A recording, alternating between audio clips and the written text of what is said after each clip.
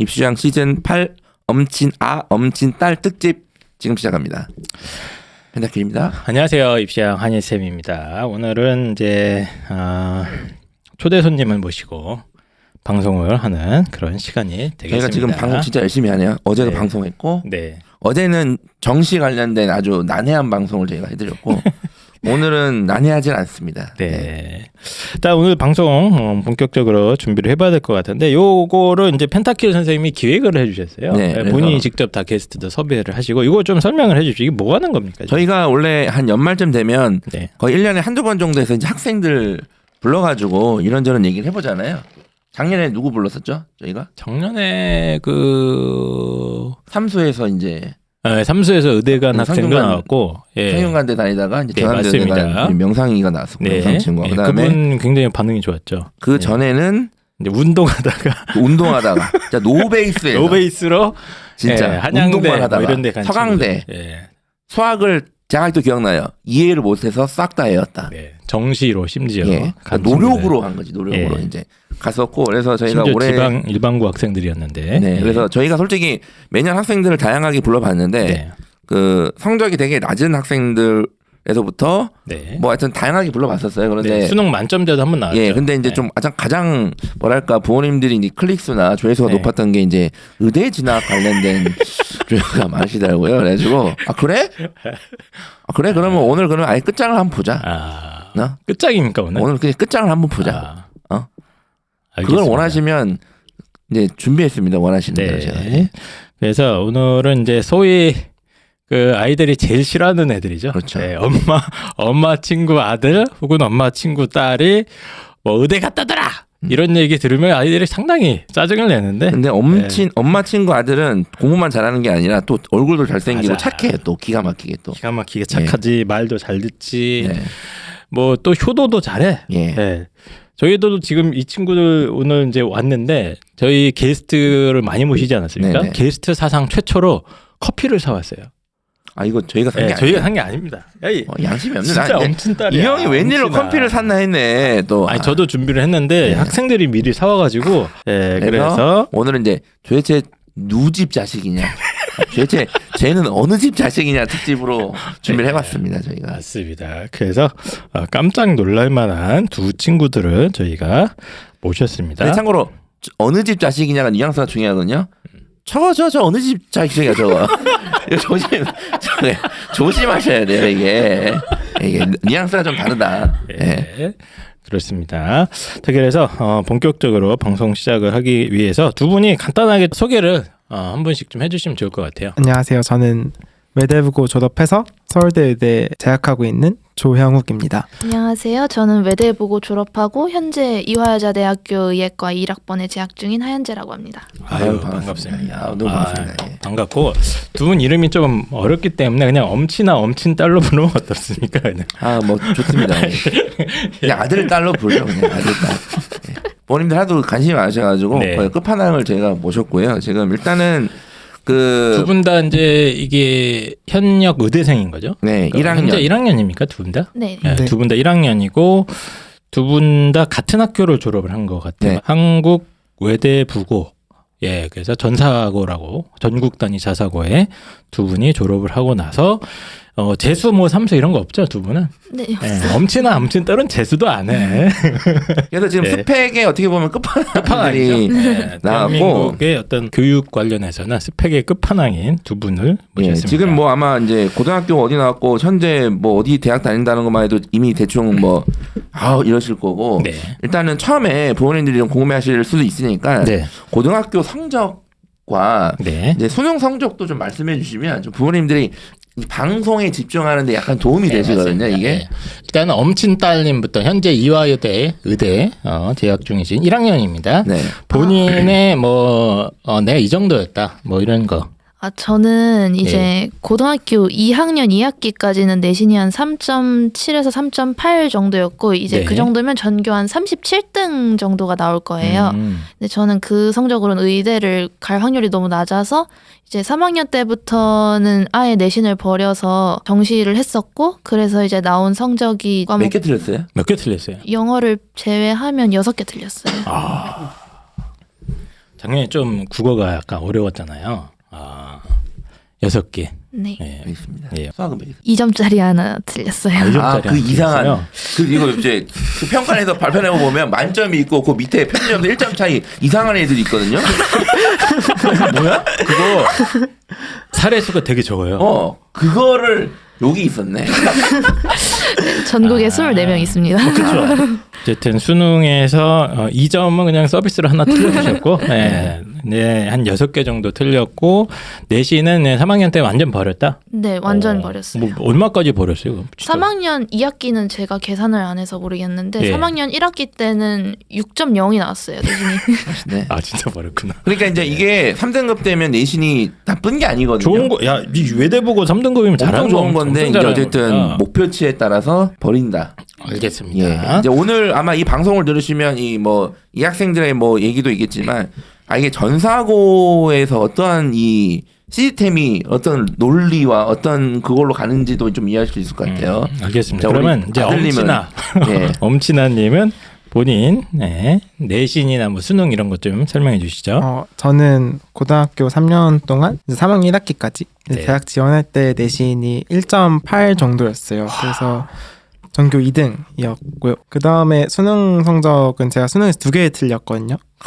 국어 하나, 생투 하나 이렇게.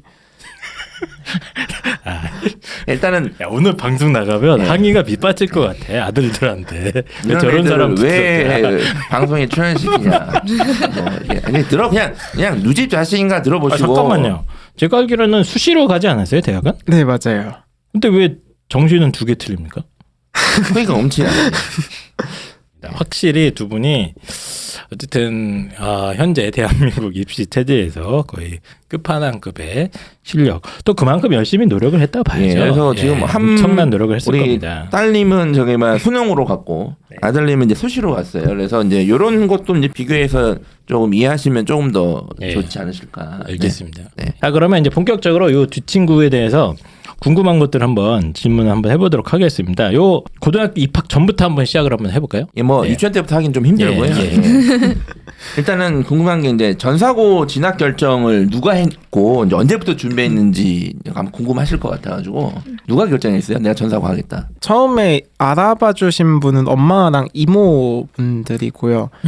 왜냐하면은 제가 중학교 1학년 때 이모 집이랑 되게 근처에 살게 됐는데 형들이 이제 영재고도 준비도 해보고 한 분이 그런 식으로 준비를 해보니까 중학교 1학년 때부터 이 공부량보다도 이제 전체적인 생기부 관리나 독서 이런 거 관리가 안 되다 보면은 힘들다는 거를 느끼셨나 봐요. 그래서 저한테 만약에 준비를 할 거면은 1학년 때부터 염두는 해두고 있어야 된다라고 하고 그래서 1학년 때부터 전 사실 생각은 하고 있었어요.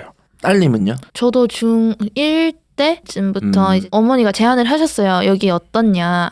근데 생각해봤을 때 학교도 괜찮아 보였고 저는 근데 이제 막 엄청 열심히 준비를 했다기보다는 본격적으로 외대보고 입시라는 걸 준비한 거는 사실 중3 정도인 것 같아요. 두 분은 뭐 과학고나 뭐 영재고 이런 건 생각 안 한 거예요, 그럼? 저는 제 주변 영재고 준비한 친구들은 있었는데 저는 아예 관심이 없었어요. 저는 부모님이 얘는 영재고는 아니다라고 판단을 하셨어요. 우리는 영재는 아닌 것 같아서. 수업은 몇 개 들어봤어요. 이제 과학 수업 같은 건 이제 몇 번 들어봤고 실제로 저한테 영재고 준비해본 거 어떻겠냐라고 제안해주신 선생님도 있었는데 아무래도 성향상 영재고보다는 자사고가 맞는 것 같아서 자사고 오게 됐습니다. 마지막까지 선택지에 있었던 학교가 없었어요? 없었어요. 그냥 이거? 네. 그럼 혹시 떨어질 수도 있었잖아요. 네. 그 다음 차선책은 있었어요 혹시? 저는 그냥 일반고 갔을 것 같아요. 알겠습니다. 알겠습니다. 1학년 때부터 준비를 해야 된다는 그런 아름다운 얘기고요. 자, 준비 어떻게 했는지 좀 궁금하실 것 같은데 어쨌든 뭐 전사고나 이런 거 준비하려면 선행 이런 거 엄청 많이 해야 된다 이런 얘기가 저희가 들었거든요. 뭐 난리입니다. 지금 뭐 대치동이나 뭐 목동이나 뭐 분당 쪽 가면 난리인데 네. 본인들이 이제 입학 전까지 나는 선행을 뭐 이 정도로 했다. 각 과목별로 좀 이렇게 설명해 줄 수 있나요? 일단 수학을 제일 많이 하니까. 이거 엄청 궁금해하시거든요. 대체 어디까지 해야 되냐? 어디까지 해야 되냐? 무대 가려면 얼마나 해야 되냐? 그리고 이게 막 토론거리예요. 뭐 심화가 있고 심심화도 있고 뭐 심화도 있고 뭐 기억나세요? 혹시 내가 고등학교 입학 전까지 3월 전까지 상태. 저는 수학만 했어요 거의. 그러니까 수학만. 그러니까 저희 학교 와 보면은 물투, 화투 이런 거 한 애들도 있는데 저는 과학은 그냥 원과목. 사실 원과목도 물원은 그냥 정말 아까 얘기하셨듯이 한번 봤다. 물원 한번 봤다. 그 정도고 대신에 수학하고 화원은 저는 고3 모의고사를 보면은 수학은 92점 나올 때까지 했던 것 같아요. 그러니까 20일, 30일 제외하고 풀 수 있는 정도도 중학교 때요? 네. 오. 수학을 그러니까 저희 때 수학 상하라고 하죠. 네네. 수학 상하보다도 미적분을 되게 많이 했던 것 같아요. 그러니까 중학교 때. 네. 그러니까 수원, 수투, 미적 다. 이러면은 막 많은 분들이 물어 그럼 초등학교 때부터 고등학교 수학한 거야라고 하는데 저는 그러진 않고 전 중학교 때 수학을 시작했고 그래요? 대신에 다른 거 안 하고 수학만 했던 것 같아요. 약간 늦게 시작한 거 아닙니까? 보통 막 4학년 때 시작하고 이러는데 미적분을 4학년 때 한다? 네, 초등학교 4학년 때 뭐 시작하는 거 아니에요? 그 정도? 걔가 하는 게 그게 미적분인지 알까? 근데 이제 중학교 때부터 본격적으로 했고 수학은 진짜 열심히 했다. 수학만 했다. 수학만 했다. 열심히. 지금 되게 중요한 얘기를 하셨는데 내가 고등학교 입학 전에 이미 수학은 현역 3학년 학생들 기준 1등급 수준이었다. 그렇죠. 요거잖아요. 원점수로 지금 요게. 92점이니까. 그렇죠. 이게 제가 항상 가이드 이제 의대를 목표로 하실 거면 1학년 수준에서 이미 3학년 6월 9월 수능 쳤을 때 늘 1등급은 기본으로 나와야 된다. 이게 가이드거든요. 이게 이미 그 상태였고 과학은 화학만 집중했다. 화학을 좀 했다. 그러니까 제가 봤을 때는 되게 효율적으로 필요한 것만 했어요. 지금 생각해 보니까 그렇네요. 진짜 딱 필요한 것만 했어. 사실 투 과목 요즘 이제 내신 절대평가돼 갖고 수능도 안 볼 거고 하니까 굳이 할 필요가 없거든. 그러니까 뭐 수학에 뭐 물화생에 뭐 삼라만상의 이치를 다 깨우치겠다 막 이런 느낌으로 하는 분이 많거든요, 되게. 네. 근데 이제 딱 필요한 것만 했다. 필요한 것만 집중적으로 한 거고. 엄친따님 따님이라고 하니까 이상하네요. 엄친따님은 수학 뭐 하여튼 선행 어떻게 했습니까? 근데 저는 제가 선행을 구교육과정 기준으로 했었는데 그 기준으로 저는 기하 벡터까지 다 했었어요. 하긴 했다. 웬만하면 저는 이제 문제집 한 3권 정도 돌리고 이제 몇 개는 이제 문제집 뭐 1-2권 정도 더 풀고 했었는데 저는 저 정도로 이렇게 준킬러까지 다 맞을 정도로 하진 않았고 특히 미적분이 저는 재밌었던 것 같아요. 그래서 그 기하 벡터나 확률과 통계는 이제 고등학교 올라가니까 이제 잘 기억이 안 나는데 미적분은 그래도 기억이 많이 났어서 그래도 이제 아예 처음 하는 친구들보다는 확연히 차이가 났었던 것 같아요. 그러면은 그때 당시 뭐 이렇게 고등학교 거 모의고사를 풀어본 적 없고. 그건 안 해봤어요. 그건 안 해봤고. 안 해봤고요. 네, 그리고 이제 과학 같은 경우는 저는 이제 1-2를 한 게 아니라 그냥 영재고 학원 같은 데를 가서 거기 올림피아드 물리랑 화학을 했었어요. 그게 아마 지금 기준으로 물투, 화투 정도라고 생각을 하시면 될 것 같아요. 약간 범위가 넘어가긴 하지만. 수능은 무슨 과목으로 응시했어요? 저는 물원생원 응시했어요.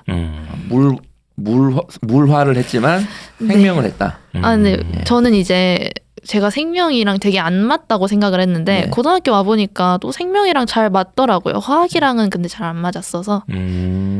아들님은 수능을 어떤 과목 보셨어요? 저는 화원생투. 화원생투. 둘 다 지구과학을 안 봤네요. 네. 주변에 지구과학 선택하는 학생들 많지 않았어요? 많죠. 100명 넘죠. 저희 학교 자연 140명이면은 100명이 110명 넘죠. 제가 이제 부모님들 특히 이제 예비고일 부모님들이랑 이제 학생들 얘기해 보면 보통 선행을 물원화원을 많이 해요. 그게 어려우니까. 물원화원만 냈다는데 제가 맨날 그러거든요. 물원화원에서 나중에 생원 지원할 건데 뭐 그렇게 열심히 하시냐고. 이제 이게 비꼬는 게 아니라 실제로 제가 요즘에 이제 수학에 조금 더 신경을 쓰시고 과학을 어떻게 해야 될지 모르겠어요 하면 그냥 수학을 하라고 제가 말씀을 드리거든요. 왜냐하면 나중에 전략적으로 지구과학을 선택하는 경우가 많아요. 그리고 지금 방금 따님께서 얘기하셨는데 화학이 처음에는 물원화원을 많이 하다 보니까 그런데 나중에 이제 킬러문항을 이제 접근하다 보면 자기 취향이 맞는 게 있는 것 같아요. 자연계 아이들은. 저는 이런 게 괜찮고요. 저는 양적 관계 보면 그냥 머리가 터질 것 같아요. 뭐 이런 애들이 있어서 그건 나중에 어떻게 될지 모르니까 잘 모르겠으면 수학에 좀 집중해라. 지금 두 분 다 공통적으로 수학을 집중적으로 많이 하셨네요. 국어는 안 했어요? 국어는 그냥 팀 수업 같은 거 했었는데 그냥 문학 작품 보고 그냥 기본적인 그 문학 용어들 같은 거 있잖아요. 그런 거 위주로 했었던 것 같아요. 뭐 고1, 2 모의고사 같은 것만 풀고 그렇게 많이 하진 않았어요. 알겠습니다. 그러면 이제 궁금한 게 이제 이렇게 얘기만 들으면 별로 그렇게 열심히 안 한 것 같은데 이렇게 받아들일 수 있는 분들도 있는데 중학교 때 내가 그래도 이게 뭐 이렇게 저는 중학교 때 방학 때 진짜 맨날 진짜 놀잖아요 우리. 중학교는 진짜 천국이잖아요. 진심을 다해 놀거든요. 네? 근데 두 분은 그래도 중학교 시절을 한번 돌이켜 봤을 때 내가 1학년 때부터 열심히 공부를 하셨겠죠 두 분 다? 했을 그건 아닌가요? 때도 있고 안 했을 때도 있기는 해요 저는. 근데 제가 전 중학교 때 되게 열심히 한 줄 알았는데 고등학교 와서 보니까 이게 어떤 점에서 느꼈냐면 중학교 때 샤프심을 일주일에 2개 썼거든요. 고등학교 때 하루에 2개를 쓰는 거예요. 그래서 이걸 보고 나 중학교 때 공부 안 한 거구나. 논 거구나. 그러니까 하루에 2개를 쓴다고? 고등학교 와서 보니까. 하나. 그치 통이 아니지. 근데 제가 열심히 깨먹기도 했어 샤프심을. 알겠습니다. 엄친딸님은 그래도 나는 중학교 때 이거 지금 양으로 설명을 해주셨거든요. 샤프심 내가 일주일에 2개는 썼다. 저는 이제 제가 중학교 1학년 겨울방학인가에 진짜 열심히 했어요. 그 이제 중일 겨울방학이요? 왠지 모르겠는데 그냥 그때 공부에 좀 꽂혔던 것 같아요. 그래서 이제 8시에서 9시 사이에 저는 도서관을 갔거든요. 집에서 공부가 도저히 안 돼서 도서관 가서. 잠깐, 중학교 1학년이 도서관을 가요? 네. 혹시 뭐 친구가 없거나? 아니 그냥 그때 이제 뭐 이것저것 학원에서 시키는 숙제가 많았어갖고 네. 그래서 막 9시부터 몇 시까지는 뭐 수1을 풀고 11시부터 뭐 1시까지는 뭐 수2를 풀고 밥 30분 먹고 컴퓨터실에서 컴퓨터실에서 막 물론 인강을 막 듣고 막 그리고 막 영어도 하고 그렇게 살았던 적이 있어요. 그때는 어느 정도였냐면 밥 먹는 시간이 아까워서 초코파이로 밥을 때운 적도 있었거든요. 중학교 1학년 때요. 초코파이가 맛있어서 그런 거 같아요. 그것도 맞긴 한데 확실히 다르네. 그 정도로 했던 적은 있었어요. 근데 그때가 중학교 때는 유일하게 열심히 했던 때인 것 같아요. 근데 원래 어렸을 때 그럼 막 원래 책 읽고 막 이런 걸 좋아했나 보다. 공부나 이런 것도 약간 관심도 있고. 초등학교 때까지는 되게 좋아했는데 어느 정도 초등학교 고학년이 되면서부터 그때부터는 이제 약간 비문학 같은 책들이 읽어야 되잖아요. 네네네. 그러면서부터 이제 슬슬 흥미를 잃기 시작해서. 원래 도서관 가는 걸 좋아해요 그러면? 그건 그냥 열람실을 갔어요 정확히는. 그래요? 책을 빌려본 적은 별로 없어요. 알겠습니다. 그러니까 아까 두 분이 선행학습량 수학 관련된 얘기했을 때 뭐 이미 92점 이상의 1등급 성적이었고 엄틀단님도 확통, 기하, 벡터, 미적분까지 아예 다 마스터를 했는데 미적분은 더 많이 봤다. 그러니까 이게 심지어 재밌었다. 말은 이렇게 하지만 공부량으로 치면 이거 어마어마한 공부량이거든요. 그러니까 이거를 다 소화하려면 사실 중학교 1학년 때부터 저걸 했어야지 사실상. 그렇지. 네. 그 정도로 어쨌든 했고 뭐 그 샤프심을 계속 이렇게 부러뜨린 건 아닐 거고 뭐 이런 식으로 공부하신 거죠? 엄친아들님. 중학교 때 같은 경우는 저는 제 친구에 비춰 스터디 카페를 갔거든요. 중학생 때. 그래서 그냥 저녁 시간 때 스터디 카페 가서 수학 풀고 근데 아까 제가 못다한 얘기가 있는데 수학 같은 경우가 저는 1학년 때 이미 1학년 때는 정말 봤다 라는 느낌으로 그때 교육과정 기준으로도 수원, 수투, 미적원, 미적투를 봤어요. 그리고 1학년 때? 네. 금방 그 정도는 다 보지 뭐. 그 정도는 다 보니 근데 보통 그리고 저 엄청 많은 양인데. 2학년 때 수원 수투를 다시 한 게 아니라 수원 수투는 그냥 겨울방학 때 빠르게 고등학교 1학년 들어가는 학생들하고 같이 보고 그 다음에 2학년 1학기 때부터 계속 미적원, 미적투를 많이 했던 것 같아요. 그래서 그래야지 고3 때 들어갔을 때 이거를 풀 수 있는 것 같아요. 지금 되게 중요한 얘기를 하셨는데 중3 때 들어갔을 때 이게 이제 대부분의 학생들이 이제 선행 학습 수학을 많이 하는데 이제 수학 상하 수 1, 2까지는 그래도 공부에 관심 있는 아이들이 많이 하는데 이제 미적분이 지금 현재 교육 과정에서 계속 뒤로 밀려서 3학년 때 이 과부하가 걸려 버리거든요. 이제 미적분을 못 하니까. 고등학교 때. 그리고 이번에 그 모의고사는 또 낚시라는 게 6월에 미적분이 쉬웠어요. 맞아요.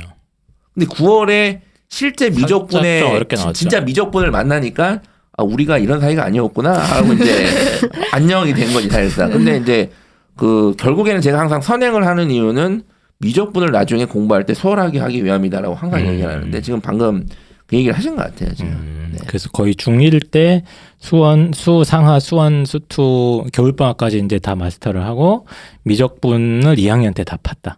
그래서 거의 이제 1등급을 맞을 정도로 끝내놨다. 근데 오해하시면 안 되는 게 약간 미적분만 하면 되는. 아까 수원수투는 간단하게 봤다 그랬잖아요. 근데 저 수원수투도 간단하게 보려면 엄청나게 많이 했으니까 그 짧은 기간에 간단하게 볼 수 있는 거거든요, 사실상. 네. 알겠습니다. 어쨌든 이 두 분이 엄친을 따님들답게 이렇게 막 중학교 때부터 굉장히 이랬던 것 같은데, 근데 이제 중학교 때 누구든지 또 피해갈 수 없는 사춘기라는 코스가 있거든요. 보통 이제 이때쯤 되면 머리도 크고 하기 때문에 엄마가 학원 가라 그러면 싫다, 난 내 인생 찾겠습니다, 이런 애들도 많거든요. 두 분은 막 그런 갈등이나 뭐 이런 게 진짜 없었나요? 저는 적당히 놀면서 했기 때문에 막 숙제도 많이 안 해가고 그랬었거든요. 아 그래요? 실제로는? 네. 최대치로 한 게 그냥 숙제를 안 해가는 정도니까.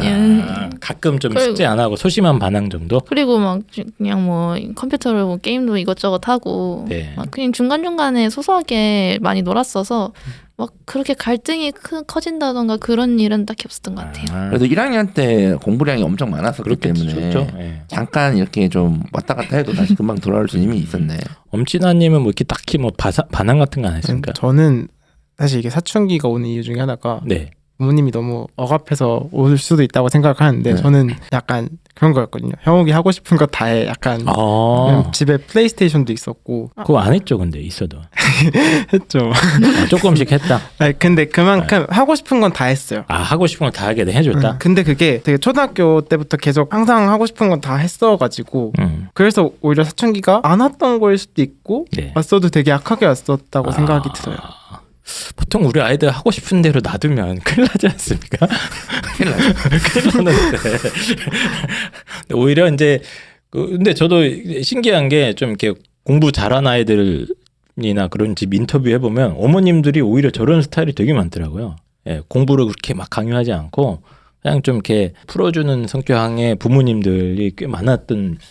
근데 이게 있어요. 네. 안 온 것 같아, 내 봤을 때는. 들어보니까. 근데 아들님이 반드시 아셔야 되는 게 남자들은 사춘기가 언제든 오거든요. 형 주변에도 30 넘어서 있어요. 30 넘어서. 근데 그분이 엘리트예요, 또 코스가. 그래서 언젠가 온다는 사실. 언젠가 온다는 사실을 이제 항상 대비를 하고 있어요. 알겠습니다. 근데 이제 나중에 이게 오면 막 한창 의대 다니다가 나 안 해! 막 이럴 수도 있고, 네. 나중에 또 의사 되다가 나 수술 안 해! 이럴 수도 있고, 막 이럴 수도 있다. 네. 알겠습니다. 그래서 엄칠단님의 중학교 생활까지 한번 간단하게 들어봤는데, 역시 전사고 가는 아이들은 조금 다른 아이들보다 공부량이나 자세나 이런 것들이 좀 다르다, 이런 거 저는 확실히 느껴지는 것 같습니다. 어쨌든 중학교 때 거의 수학에 대해서만큼은 많은 공부량이 당연히 필요해야 전사고도 가고, 사실 저는 항상 생각하는 게 수능이라는 게 아까 엄친아님께서는 거의 수시로 갔는데 정시수 2개 틀고 이러잖아요. 좀 짜증나긴 하는데 저게 뭐냐면 저는 현재 수능 성적이 거의 중학교 때 거의 많은 게 결정된다고 생각을 하거든요. 그러니까 중학교 때부터 꾸준한 어떤 수학의 학습량과 국어 이런 것도 뭐 좀 책 읽는 것도 살짝 좋아하거나 뭐 어렸을 때부터 이런 거 좀 책 좀 많이 보지 않았어요, 원래? 저는 책을 또래에 비해서는 많이 본 편이라고 언제 느꼈냐면은 제가 수능 국어를 보면서 가장 느꼈던 게 이거는 뭐 어떻게 읽냐의 문제가 아니다. 그냥 독해력이 좋아야지 잘 푸는 거다라는 걸 느꼈거든요. 아니, 봐봐. 여유가 있잖아. 수능을 풀면서 수능 문제를 평가를 하고 있잖아요. 다 정답을 다 찾으려고 고민하는 사이에 일단은 뭐. 맞습니다. 그래서 사실 상당히 중학교 때 뭐 이런 기본적인 기본기를 기르는 게 중요하다고 생각을 하는데 두 친구가 그걸 잘 보여주는 것 같아요. 선행이 필요 없다라고 이게 말씀하시는 분도 있거든요. 그도 어느 정도 논리는 있는데 어떻게 생각하세요? 저는 수학은 정말 무조건 해야 된다. 수학은 해야 된다. 제가 92점에서 100점 가는데 2년이 걸렸는데 그게 2년이 필요한데 밑에가 안 되면 안 된다 생각하거든요. 저도 미리 해놓는 게 좋다고 생각은 하는데 근데 저희 학교 동기들 중에 보면은 선행 안 하고 뭐 해봤자 한 학기 정도만 이렇게 선행하신 분들도 꽤 있거든요. 네네. 그래서 이거는 약간 사람 성향 차이라는 생각도 하고 있고요. 그래서 뭐 본인이 이게 선행 이걸 다 받아들일 수 있다면 하는 게 맞는 것 같은데, 만약에 아직 좀 버겁다 그러면은 굳이 그렇게 서둘러서 할 필요는 없다고 생각해요. 그 한 학기만 하신 그 친구분들은 지금 잘 돼 있나요? 지금 저희 학교 동기들이에요. 다? 의대 동기들이에요. 그래요? 네. 오. 할 수 있어, 우리도. 그럼 그건 좀 머리가 좋은 거 아니야? 근데 이게 수시랑 정시 차이도 어느 정도 있는 거 같아요. 수시는 정말 한 학기만 따라잡아도 되는데 정시는 약간 예전에 제가 그 말을 들었거든요. 수능은 약간 네가 살아온 인생의 총합이다 라는 말을 들었는데 그게 수능에서는 영향력이 있지 않을까? 내신보다도. 알겠습니다. 진짜 잔인하다. 성적표를 보고 이게 네 인생이야. 야. 들은 말이어서 저도. 예, 자 그러면 이제 고등학교 생활로 한번 넘어가 보도록 하겠습니다. 자, 두 분은 이제 외대부고에 이제 처음 입학을 하셨을 거고 이게 외대부고 하면 딱 떠오르는 게 전국의 최고 수재들이 거의 모이는데 중학교 때 다 전교 1등 하고 이럴 때 애들이 모이는 거기 때문에 내신 하는 게 너무 힘들어하는 애들도 전 많이 봤고 저는 막 가끔 이제 외대부고 애들 가끔가다 이제 보잖아요. 보면은 항상 이게 뭔가 압박감 같은 데 시달리는 것 같아 아이들이. 그러니까 그런 학생들이 좀 많이 온다고 우리한테. 힘들어가지고 힘들어하는 학생이 굉장히 많은데 정말 쉽지 않지 않습니까? 실력도 비슷비슷하고. 저는 일단은 제가 항상 이제 입시 전문가로서 평가를 하는 게 뭐 그 학교의 내부적인 건 다 모르죠. 사실 제가 뭐 어떻게 합니까? 다니는 것도 아닌데 그죠. 근데 그 저는 전체 고등학교 유형 중에 영재나 과학고 학생들보다 전사고 학생들의 학습량 준비 정도가 가장 저는 높다고 생각하지 많다고 생각을 하고 그리고 학교 다닐 때 그 스트레스도 영재학교 과학고 애들 생각보다 스트레스가 되게 크지 않거든요. 걔들은 행복해요. 내신 영재도 애들은 행복하더라고. 걱정이 없어요. 걔들은 뭐 어때? 뭐 이걸 그러고 있어요. 막 학교 막 전기 다운 시키고 막 그러고 있어요. 네. 근데 들어보니까 그렇더라고요. 막. 근데 이제 전사고 학생들 특히 이제 흔히 말하는 타포라고 불리는 그 학교 학생들의 이 학습량 압박 엄청 심한데 특히 저는 외대부고 가장 심하다고 맞습니다. 저는 평가를 하거든요. 그래서 본인들이 어떤 내신 관리하는 본인들만의 어떤 노하우나 이런 것 좀 얘기를 해줄 수 있을까요? 일단은 스트레스에 대해서 부담이 없었어요. 좀 하면서. 저는 이게 2번 힘들었거든요. 두 번. 3번 힘들었지. 1학년 2학기, 2학년 2학기, 3학년 1학기 이렇게 힘들었는데 이게 다 원인이 각각 있어요. 성적이 한 번 떨어지면은 되게 그 다음 압박감이 심하거든요. 그쵸. 그게 이제 2학년 2학기. 그러니까 2학년 1학기 때 성적이 떨어졌는데 2학년 2학기 때 그래서 정말 공부를 다른 때보다도 많이 했어요. 그래서 2학년 2학기 때가 1.4가 나왔거든요. 근데 그런 식으로 압박감이 있었고 그다음에 1학년 2학기하고 3학년 1학기는 양이 너무 많은 거예요. 근데 정확히 말하면 1학년 2학기는 지금 보면 양이 많은 게 아닌데 그때는 양이 많았죠. 근데 정말 3학년 1학기는 양이 너무 많아서 내가 이거 시험 전까지 다 볼 수 있을까? 이 생각이 계속 드는 거예요. 그러니까 시험 이거밖에 안 남았는데 다 볼 수 있을까? 근데 거기서 시간이 지나면 해결이 된다는 거를 그때 깨달은 것 같아요. 이게 그냥 시간을 쏟고 어느 정도 시간이 일주일만 지나 있으면 해결이 된다는 거를 아는 게 그게 되게 큰 것 같아요. 중간에 약간 이렇게 좀 힘든 시절이 있었군요. 성적이 좀 떨어져서. 근데 그거를 나는 그냥 시간으로 극복했다.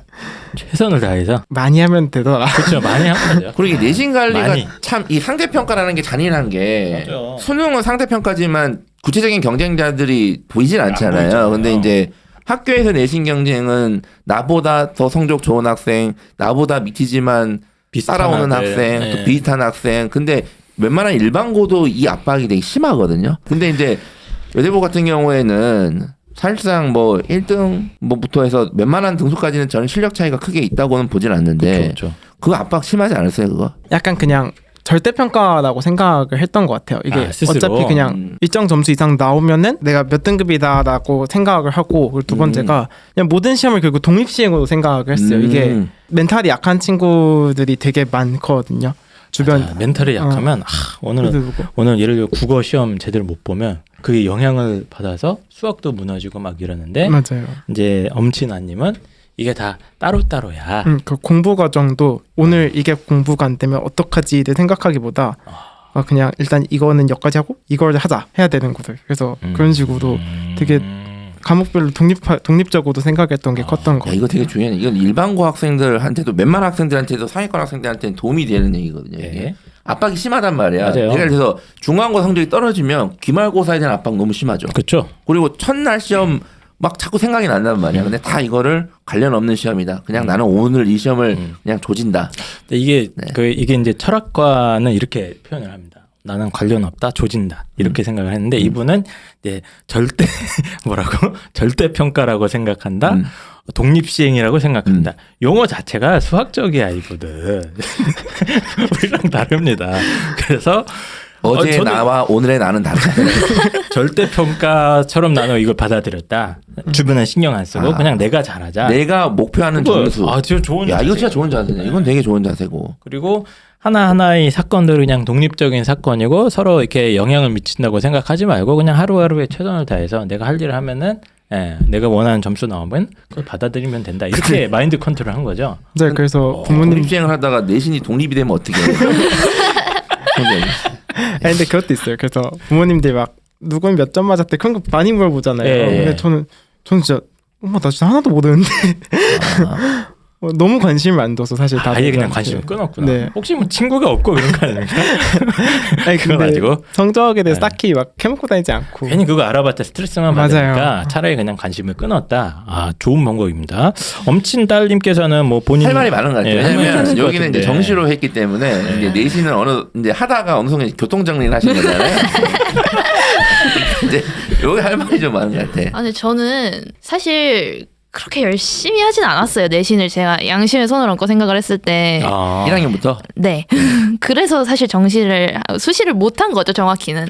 그래서 솔직히 얘기하면 별 생각도 없었고 그냥 시험 망하면 망했구나, 시험 잘 보면 잘 봤네, 약간 이런 느낌으로 2년을 살다가 3학년이 되니까 대학을 못 가네? 이렇게 된 거예요. 아니 근데 3등급 되면 그래도 되게 열심히 해야 받을 수 있는 등급이거든요. 그렇죠. 외대부고에서. 열심히 하셨을 것 같은데? 노력한 거에 비해선 잘 나왔다고 생각은 하는데 그래도 이제 그러니까 본인은 아예 애초부터 뭐 내신에 막 몰입해서 경쟁하려는 마인드 자체가 조금 적은 편이었구나. 좀 적었죠. 저는 그런 생각은 별로 없었고. 우리한테 무슨 생각을 그냥 무슨 생각으로 다니고 그냥 약간 저는 약간 그런 느낌이었어요. 약간 일정 이상을 해야 된다기보다는 여기 밑으로는 떨어지면 안 된다라는 마인드로 1, 2학년을 살았어서 진짜 제 마지노선이 3점대긴 했거든요. 그래서 딱 3점 후반이 나왔죠. 제가 사전에 듣기로는 오늘 엄틀따님이 되게 성실하고 똑부러지고 이런 사람이 온다고 제가 들었는데 잘못된 정보 아닙니까? 다른 분 오신 거 다른 딸이 오셨는데 근데 어쨌든 간에 뭐 기숙학교고 그러니까 뭐 놀 수도 없잖아요. 뭐 그렇긴 하죠. 놀 수도 없는데 나는 그냥 내신에 차라리 뭐 그렇게 너무 신경 쓰지 않고 그냥 어느 정도 적정선까지 남들 하는 만큼 했다 그냥. 네. 그리고 뭐 이제 수능 공부할 때도 사실 그냥 뭐 괜히 걱정해봤자 저는 그렇게 생각했어요. 걱정해봤자 제 성적에 도움이 되는 건 하나도 없다고 생각을 하거든요. 그래서 그냥 걱정하기보다는 그냥 지금 뭐가 부족하고 그래서 이걸 해야 되겠다라는 생각 위주로 했던 것 같아요. 걱정을. 원래 평소에 뭐 스트레스 받는 게 별로 없나요? 좀 그런 것 같긴 해요. 성격의 영향을 좀 있긴 해요. 이게 두 분 공통점이 멘탈이 되게 중요하잖아요. 멘탈이 이게 진짜 엄청난 멘탈이거든요. 지금 이게 왜냐하면 아니 그 외대 보고 진학하는 학생들은 다 어마어마한 학생들이잖아요. 기본적으로 그 지역에서 날아다니는 애들인데 솔직히 내신이 조금 자기 기대보다 안 나오면 당연히 기본적인 스트레스가 있고 그다음에 내신이 낮으면 뭐 야 이게 아니라 다음에는 어떻게든 더 올리려는 대부분의 선택을 한단 말이에요. 근데 우리 딸님은 그 선택보다는 그냥 여기까지 밑으로만 가지 마 일단은 인생 뭐 있어? 뭐 주변에 내신으로 인해서 스트레스 받는 학생들이 많지 않았어요? 많죠. 근데 이제 두 분은 이제 공통적인 게 주변의 그러니까 비교나 이런 거를 갖다가 스스로 이렇게 일부러 차단하려고 잘 했던 것 같아. 그러니까 비교하면 자꾸 이게 이제 스트레스 받기 시작을 하는데 주변에 누가 뭐라고 하든 누가 몇 점을 맞았든 이런 거에는 최대한 이제 신경 자체를 끊어버리고 그냥 내 할 일에 집중하고 내가 성적이 조금 안 나와도 그냥 나는 이 이하로만 안 넘어가면 된다. 그렇게 하면서 일단 할 거 하다가 정시 때 한번 힘을 빡 주신 거예요. 그렇죠? 그리고 정시할 때도 걱정을 안 하려고 굉장히 일부러 노력을 많이 하신 거죠. 괜히 걱정해봤자 필요가 없으니까. 이게. 만약에 되게 중요한 자세인데 아들님이 만약에 열심히 했는데 내신이 정말 안 좋았다면 이런 멘탈로 가져갔을 것 같아? 아니면 되게 흔들렸을 것 같은데? 이렇게는 못할 것 같아요. 왜냐면 저는 가장 이건 약간 전사하고 준비하는 친구들 아니면 전사하고 있는 친구들한테 가장 하고 싶은 게 무뎌지면 안 된다고 생각하거든요. 그러니까 내가 이 점수를 받는 게 어느 순간 당연시 돼요. 그게 당연시 되면 안 된다고 생각하고요. 언제나 목표는 1.0이거든요. 저는. 그러니까 끊임없이 현실에 좀 사람이 누구나 다 약간 좀 안주하려는 경향이 있잖아요. 근데 안주도 있지만 여기 같은 경우에는 어떻게 보면 단념이지.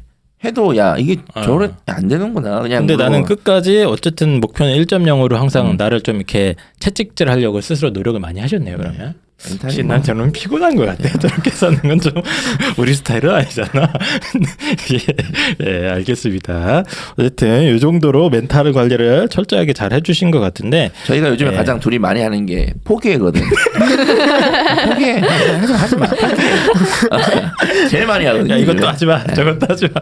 이러고 있는데 역시 에너지가 대단하신 분들 같고 야, 내가 내신은 나는 이렇게 관리했는데 나가 청취자들한테 이렇게 나의 노하우가 있다. 뭐 좀 이 정도는 좀 공유했으면 좋겠다. 혹은 좀 도움을 드리고 싶다. 이런 거 있습니까? 저는 애들 학습 플래너 많이 쓰잖아요. 네네. 근데 막 일일 플래너보다 그냥 어느 날짜까지 뭘 끝내놔야 된다를 정하는 게 훨씬 효율적이라고 생각해요. 왜냐면 일일 플래너 써봤자 만약에 했어요. 그러면은 좋지만 안 했으면은 자괴감만 들잖아요. 오히려 스트레스 받으니까. 그래서 그냥 내가 자식에 와서 이날까지 뭘 끝내야 되면 오늘 이거 해야 되겠네 라는 생각을 해놓는 게 제일 그러니까 어느 날짜까지 예를 들어 이번 주 일요일까지 이거는 무조건 한 바퀴 돌아야 돼. 그리고 다음 주 수요일까지 뭘 해야 돼. 이런 것만 듀데이만 정해놓고 그 듀데이를 기반으로 공부를 하는 게 가장 좋다고 생각이 들어요. 그러니까 일일 뭐 플래너 쓴다고 해서 막 이렇게 막 오늘 뭐 몇 페이지 하고 적어놓는 거 있잖아요. 근데 저도 그거 좀 비효율적이라고 생각을 하는데 일단 시간도 걸릴 뿐더러 안 지키면 스트레스다. 그러니까 차라리 그 데드라인을 정해주듯이 내가 뭐 이번 달까지 뭘 끝내겠다 목표를 잡고 그거의 스케줄에 맞춰서 그날 할 걸 하면 되는 거다. 네. 그리고 내신은 그렇게 해서 무조건 많이 보는 게 답이다. 많이가 보통은 이제 다 많이 봤다고 주장을 해요. 제가 이제 상담을 많이 해보면 다 공부 열심히 했대. 뭐 열심히 하고 뭐 했다는데 본인이 이제 내신 공부는 보통 한 4주 정도 아이들이 좀 집중력을 하지 않습니까? 그 4주일 동안 나는 어느 정도로 봤다. 뭐 횟수라던가 뭐 시험 전날까지 포함해서 국어 영어 과탐 저는 과탐을 다 노트 필기를 했거든요. 그러니까 본인이 정리 단거나 하는 거죠. 노트 정리. 네, 저는 그리고 그 노트만 봤어요. 교과서도 다 노트에다 다 옮겨놔서 그거를 5번 보자 최소한. 5번 보고 시험 들어갔던 것 같아요. 그러니까 정리 다 하고 그걸 한 5번 이상은 봤다. 최소한. 그리고 그냥 노트로 암기를 해버린 거죠. 이거는 노트 어디에 있던 내용이야. 이건 노트 어디에 있던 내용이야. 이런 식으로.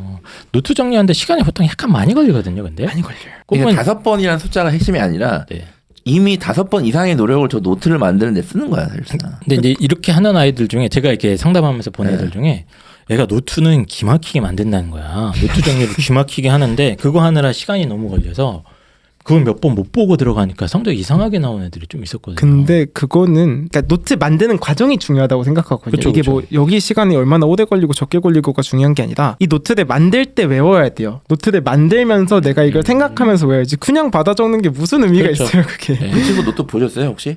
방금 얘기하신 그 친구. 혹시 뭐 알록달록 막 무지개 새 있는 거 아니야? 근데 이런 거 좋아하는 애들도 있는데 어쨌든 그 단거나라고 보통 하지 않습니까? 지금 엄친아님께서 한 과정이 뭐 단거나라고 해서 이제 자기가 내용 정리를 스스로 이제 퍼즐을 껴 맞추는 거예요. 그 책 뭐 참고서 필기한 내용들을 조합을 해서 특히 암기 과목들은 이렇게 하면 좀 도움이 많이 된다고 저도 생각을 하는데 그걸 이제 정성스럽게 어느 정도 시간 투자해서 만든 다음에 그걸 최소한 5번 이상은 쭉 봤다. 근데 갑자기 궁금한데 그런 노트 작업들 많이 할 거 아니에요? 학교에서도 그렇게 하는 아이들이 많을 거 아니에요? 그거 혹시 너 빌려달라고 안 하나요? 전 다 빌려줘요. 아 그래요? 네.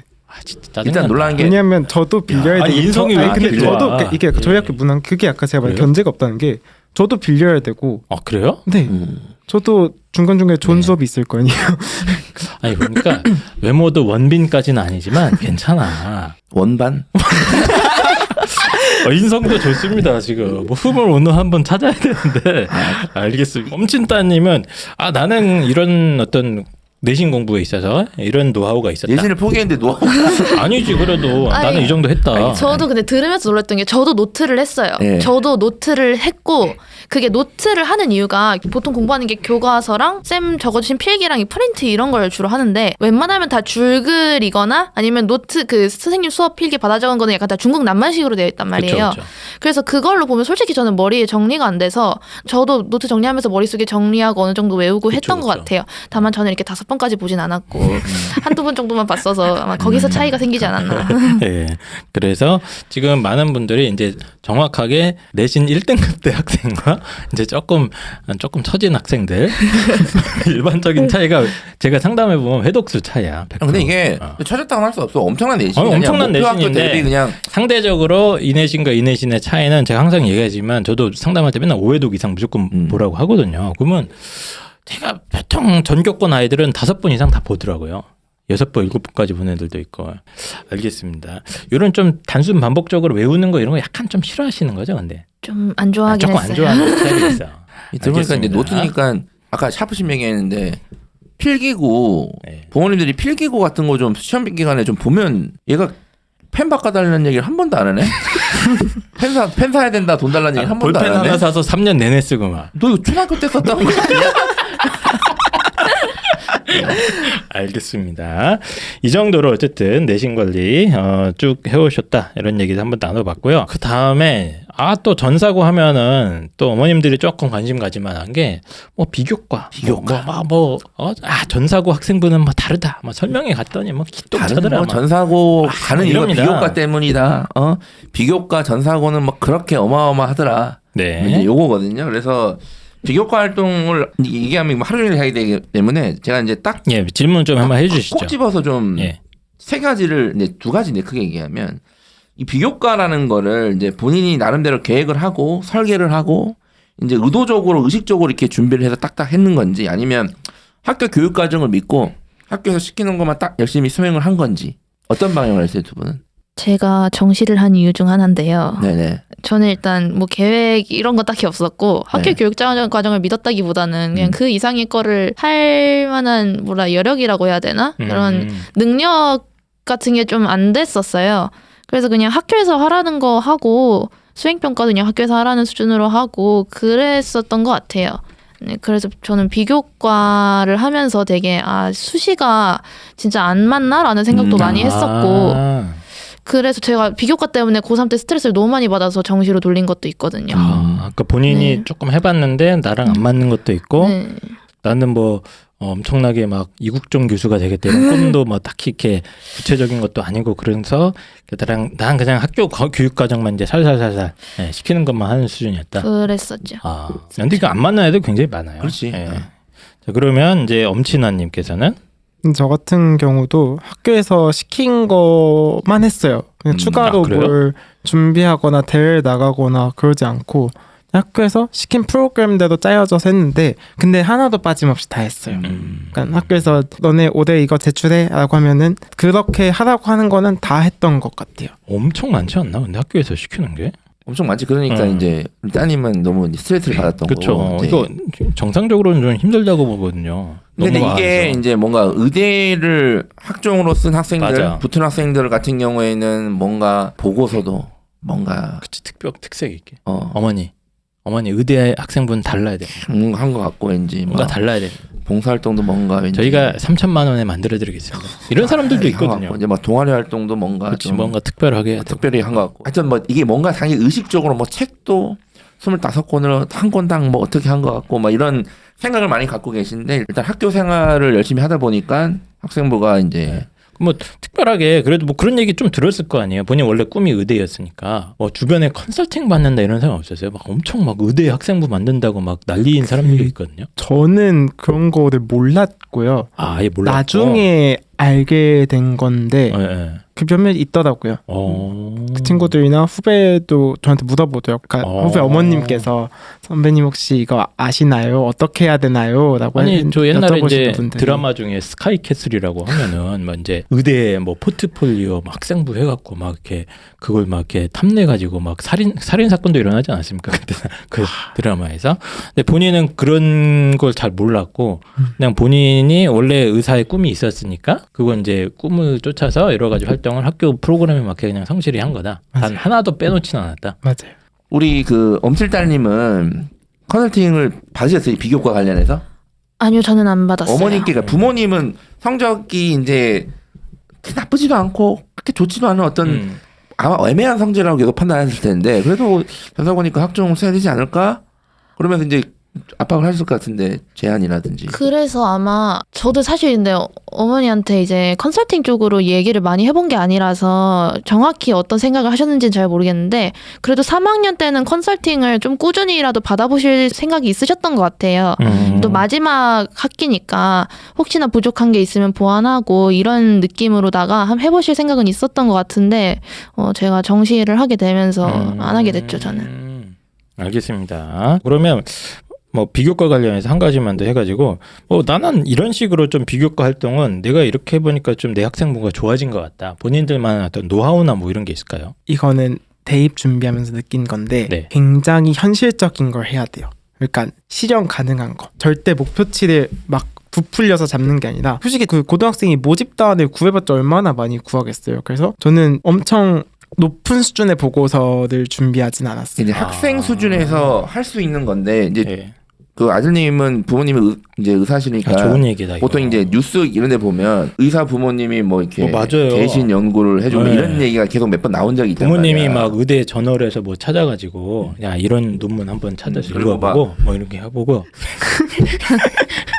근데 일단 그리고 이제 아까 막 얘기했지만 부모님이 딱히 자식 교육에 이렇게 간섭하고 이런 스타일은 아니셨을 네. 것 같고 되게 중요한 얘기인데 보통 이제 요즘은 보고서 쓰거나 발표할 시간이 엄청 많잖아요. 기회가 엄청 많은데 그때 막 너무 꿈만 크고 거창해가지고 너무 큰 주제를 잡는다거나 오히려 그러면 보고서 퀄리티가 떨어지거든요. 큰 주제를 잡거나 그러지 말고 현실적으로 내가 찾을 수 있는 주제 중에 좀 이렇게 접근 가능한 거를 갖다가 내가 할 수 있는 만큼 이렇게 잘라서 그거를 좀 깊이 있게 들어가려고 했다. 뭐 이런 건가요, 그러면? 맞아요. 그냥 저는 모든 거를 저희 학교, 그러니까 외대부고에서 생각하는 문제점들을 떠올렸거든요. 예를 들어서 뭐 예를 들면 예를 좀 들어주시면 그러니까 예를 들어서 신기하네. 알람과 관련되어서 또 어떤 알람이 효과적으로 해야 잘 깨는지 그런 거에 대해서도 해봤고 또 애들이 노래 들으면서 공부 많이 하잖아요. 그래서 그쵸. 이 노래와 집중력 사이에 연관성이 있는지 그래서 음악을 원래 평소에 듣던 학생이 노래를 들었을 때 집중도가 변화가 있는지 평소에 안 듣던 학생이 노래 들으면서 공부하면 집중도에 변화가 있는지 그런 거를 진짜 외대부고에서 발견할 수 있는 것들 그래서 막 실생활에서의 막 약간의 호기심이나 이런 것들 맞아요. 이게 되게 중요한 거예요. 지금 많은 대학들도 특히 서울대도 그렇지만 주어진 환경에서 노력하는 모습이 가장 우수한 비교과 그쵸. 활동이다. 근데 이제 보통은 의대 뭐 학생부 하면은 무슨 뭐 최신 뭐 의학적 지식이라던가 제가 몇 개 본 게 있거든요. 제가 해독이 안 돼요. 일단 의대 의학 논문이나 이런 거 어디서 막 이렇게 해갖고 요약해갖고 뭐 하고 이런 작업들을 사실 많이 하는데 그냥 그런 거 안 한 거네요, 엄친아님은? 홍고는 그냥 상식으로만 알고 있고 예. 관심이 있고 왜 대입에 이거 알아두면 좋을 것 같은데 그러면 그냥 읽어보죠. 굳이 그걸 연구해서 뭐 하겠어요. 그래도 서울대 의대를 갑니다. 굳이 그러면 이렇게까지 할 필요 없는 것 같고 엄칠따님은 본인만의 어떤 비교과 활동 노하우나 뭐 이런 게 만약에 있다면 저는 저걸 못해서 약간 실패했던 케이스였어요. 현실에서 찾았어야 됐는데 그 선을 잘 못 잡았던 것 같아요. 고등학교를 다니면서. 그러니까 저희 학교가 이제 뭐 보고서나 뭐 소논문 이런 걸 많이 시키다 보니까 저런 연구 주제를 잡고 시작해야 되는 게 많은데 네. 그게 너무 어려운 거예요. 현실적으로 그쵸. 가능한 주제를 잡는 게. 그러니까 계속 주제를 생각하면 이거는 너무 어려운데 이거는 안 될 것 같은데 계속 이런 주제들만 머릿속에 날아다녀가지고 그 제가 약간 반면교사가 될 수 있는 것 같아요. 너무 어려운 주제만 생각하시지 말라는. 알겠습니다. 그래서 나는 깔끔하게 마음을 비웠다. 이런 얘기입니다. 자, 제가 이제 좀 궁금한 거를 좀 물어보려고 하는데 그 요즘에 수능 비중이 늘어나고 또 중요해져서 예전보다 아니 어떻게 내신 관리 학교 생활하면서 수능 공부하냐 이 질문이 참 많거든요. 그래서 두 분도 일단 수능 고득점자 아닙니까? 두 분도. 그래서 그 학교 생활하면서 수능 대비는 좀 의식적으로 어떻게 했는지 좀 궁금해요.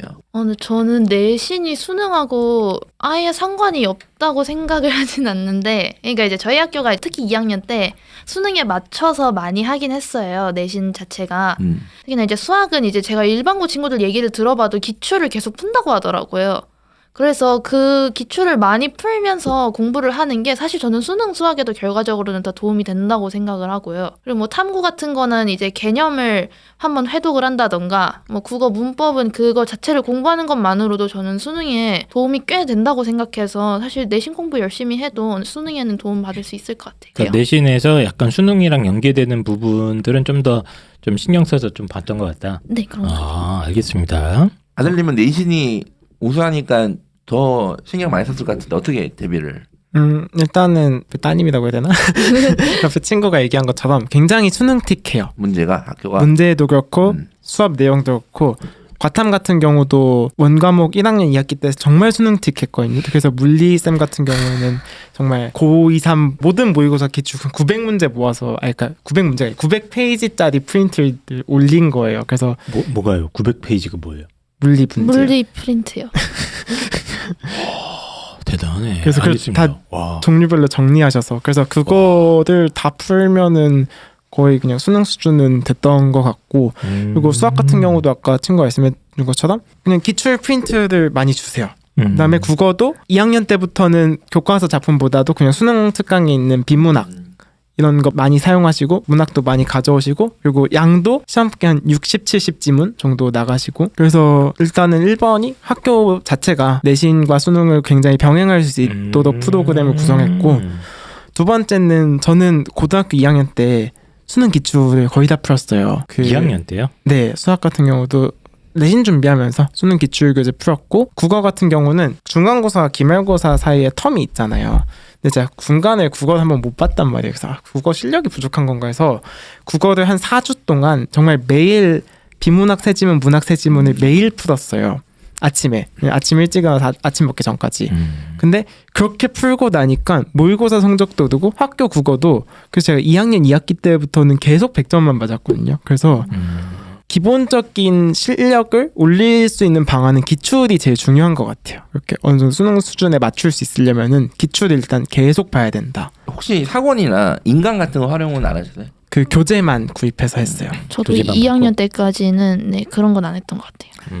그래서 엄친아님께서는 중간고사, 기말고사 사이에 국어가 약간 자존심에 스크래치가 나자 이러면 안 되겠다. 그래서 매일 아침에 몇 문제? 세 지문씩. 지문 3개씩, 문학 3개, 비문학 3개 한 2달 동안 계속 한 거예요, 그냥? 한 달 동안 계속 했더니 근데 정말 국어는 매일 하는 게 제가 학생들한테 강조하는 게 국어랑 영어도 못하는 친구들 있잖아요. 요즘 애들 영어 너무 못하는데 국어랑 영어는 다 열심히 합니다. 무시하지 마십시오. 아니 절대평가로 바뀌어서 당연히 이유가 아니라 절대평가로 바뀌어서 근데 그러면 매일 해야 되는 게 중요한 것 같아요. 매일 일정량.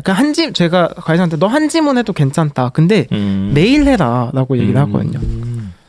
알겠습니다. 근데 그게 되게 다 중요한 얘기인데 이게 안 되는 애들이 많아요. 이게 힘들지.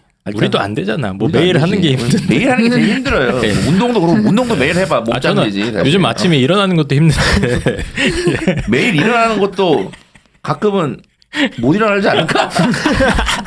네, 어쨌든 그렇고요. 지금 기출을 학교에서 교육과정에 맞춰주면 하고 만약에 학교에서 수능형이 아니다 그러면 어쨌든 본인이 의식적으로 신경 기출 써서 공부를 하는 수밖에 없다는 일찍 풀어야 됩니다. 얘기입니다. 옛날에 그 수능 만점자 나왔을 때도 사실 같은 얘기 했어요. 네네. 그분도 뭐 학원 이용 안 하고 기출을 스스로 하면서 수능 트렌드를 스스로 파악하신 분이었는데 이렇게 평소에 수능 기출 중심으로 했다. 그다음에 이제 학교 생활 관련해서 마지막으로 제가 궁금하고 싶은 게 그 고3 때 학습 양, 학습 시간 하루에 몇 시간 공부했다. 이런 거 이거 많이 궁금해하시거든요. 제 사실 제일 궁금한 게 엄칠단님은 그럼 본격적으로 이제 내가 정시에 올인하겠다 이 판단 언제 하신 거예요? 저 수능 200일 남았을 때쯤에 했어요. 한 3월 달이네 그럼. 5월 달이요. 늦었네. 그래요? 왜냐하면 저희가 코로나여서 학교를 안 갔어요. 그래서 그때 온라인 학습하면서 솔직히 얘기하면 판단을 좀 미뤘어요. 그 기간 동안. 그래서 이제 5월 달에 학교 가고 나서 이제 내신이나 이게 비교과나 이게 현실로 다가오니까 안 되겠다. 이게 체감이 됐거든요. 만약에 학교를 좀 더 일찍 갔으면 뭐 어떻게 달라졌을 수도 있는데 근데 그때는 코로나라서 그럼 이제 그때부터 본격적으로 막 수능에 이제 열심히 한 거잖아요. 네. 그때 당시 본인의 어떤 뭐 샤프심은 몇 개 썼다거나 뭐 이런 좀 물리적으로 이 정도까지 공부했다. 저는 보통 타이머를 재보면 그래도 많이는 아니고 한 8시간 정도 공부 시간이 나왔었던 것 같아요. 근데 제가 이제 막 새벽까지 공부를 하고 뭐 이런 건 아니고 그냥 12시 반이나 1시에 딱 자서 뭐 6시에서 7시에 일어나서 그냥 효율적인 공부만 해도 사실 그 승리라고 생각을 해서 공부 시간을 막 엄청 늘리는 데는 집착을 안 했고요. 그냥 할 때 제대로 하자 이런 느낌으로 한 8시간 정도 했던 것 같습니다. 강의 듣고 이런 거는 이제 제외하고 순수하게 내가 공부하는 시간 정도로? 아니요, 강의 포함해서 8시간이요. 강의 포함해서요? 근데 저는 이제 강의를 인강을 별로 안 들었어서. 그래요? 네네. 뭘로 공부합니까? 이제 일주일에 한 번씩 학원 가고 인강 같은 경우에는 저는 영어도 이제 강의 하나? 이제 이명화 선생님의 리드 앤 로직 그거 하나 정도? 그러니까 각 과목별로 강의 하나 정도만 이제 주말 이용해서 네네. 조금 듣고 나머지 시간은 그냥 혼자 순수하게 공부하는 시간을 채운다? 네, 그게 대부분이었던 것 같아요. 알겠습니다. 엄친아님께서는 그럼 나는 이 정도까지 했다. 아까 뭐 샤프심 2개 썼다 했는데 뭐 부러뜨릴 수도 있는 거잖아요, 그런 거. 전 되게 한 바퀴를 되게 중요하게 생각하거든요. 그래서 바퀴? 뭐지? 그래서 8시 반부터 4시까지 수능 사이클대로 한 바퀴를 돌리는 게 되게 중요하다고 생각해서 그래서 아침에 국어하고 수학하고 밥 먹고 영어하고 탐구 2개 푸는 공부하는 그러니까 풀던 거 공부하던가 그래서 그거를 8시 반부터 4시까지 한 바퀴를 돌리는 공부를 되게 중요히 생각했거든요. 네, 저도 저 한 바퀴는 꼭 지켰던 것 같아요. 매일매일. 그리고 이제 그 이후에는 그냥 하고 싶은 과목 순서대로 그냥 했던 것 같아요. 탐구 가고 싶으면 탐구 먼저 하고 뭐 국어 가고 싶으면 국어 먼저 하고 그렇게 해서 일단 8시, 아침 8시부터 4시까지 한 사이클 돌리고 공부 순서를 아침에 무조건 국어를 네, 하고 국어, 수학, 영어 같아 무슨 이 순서를 무조건 지켰고 8시 반부터 4시까지는 그렇게 일부러 지켰다. 네. 뭐하러 그렇게까지 해야 되나요, 근데? 수능을 그렇게 치니까.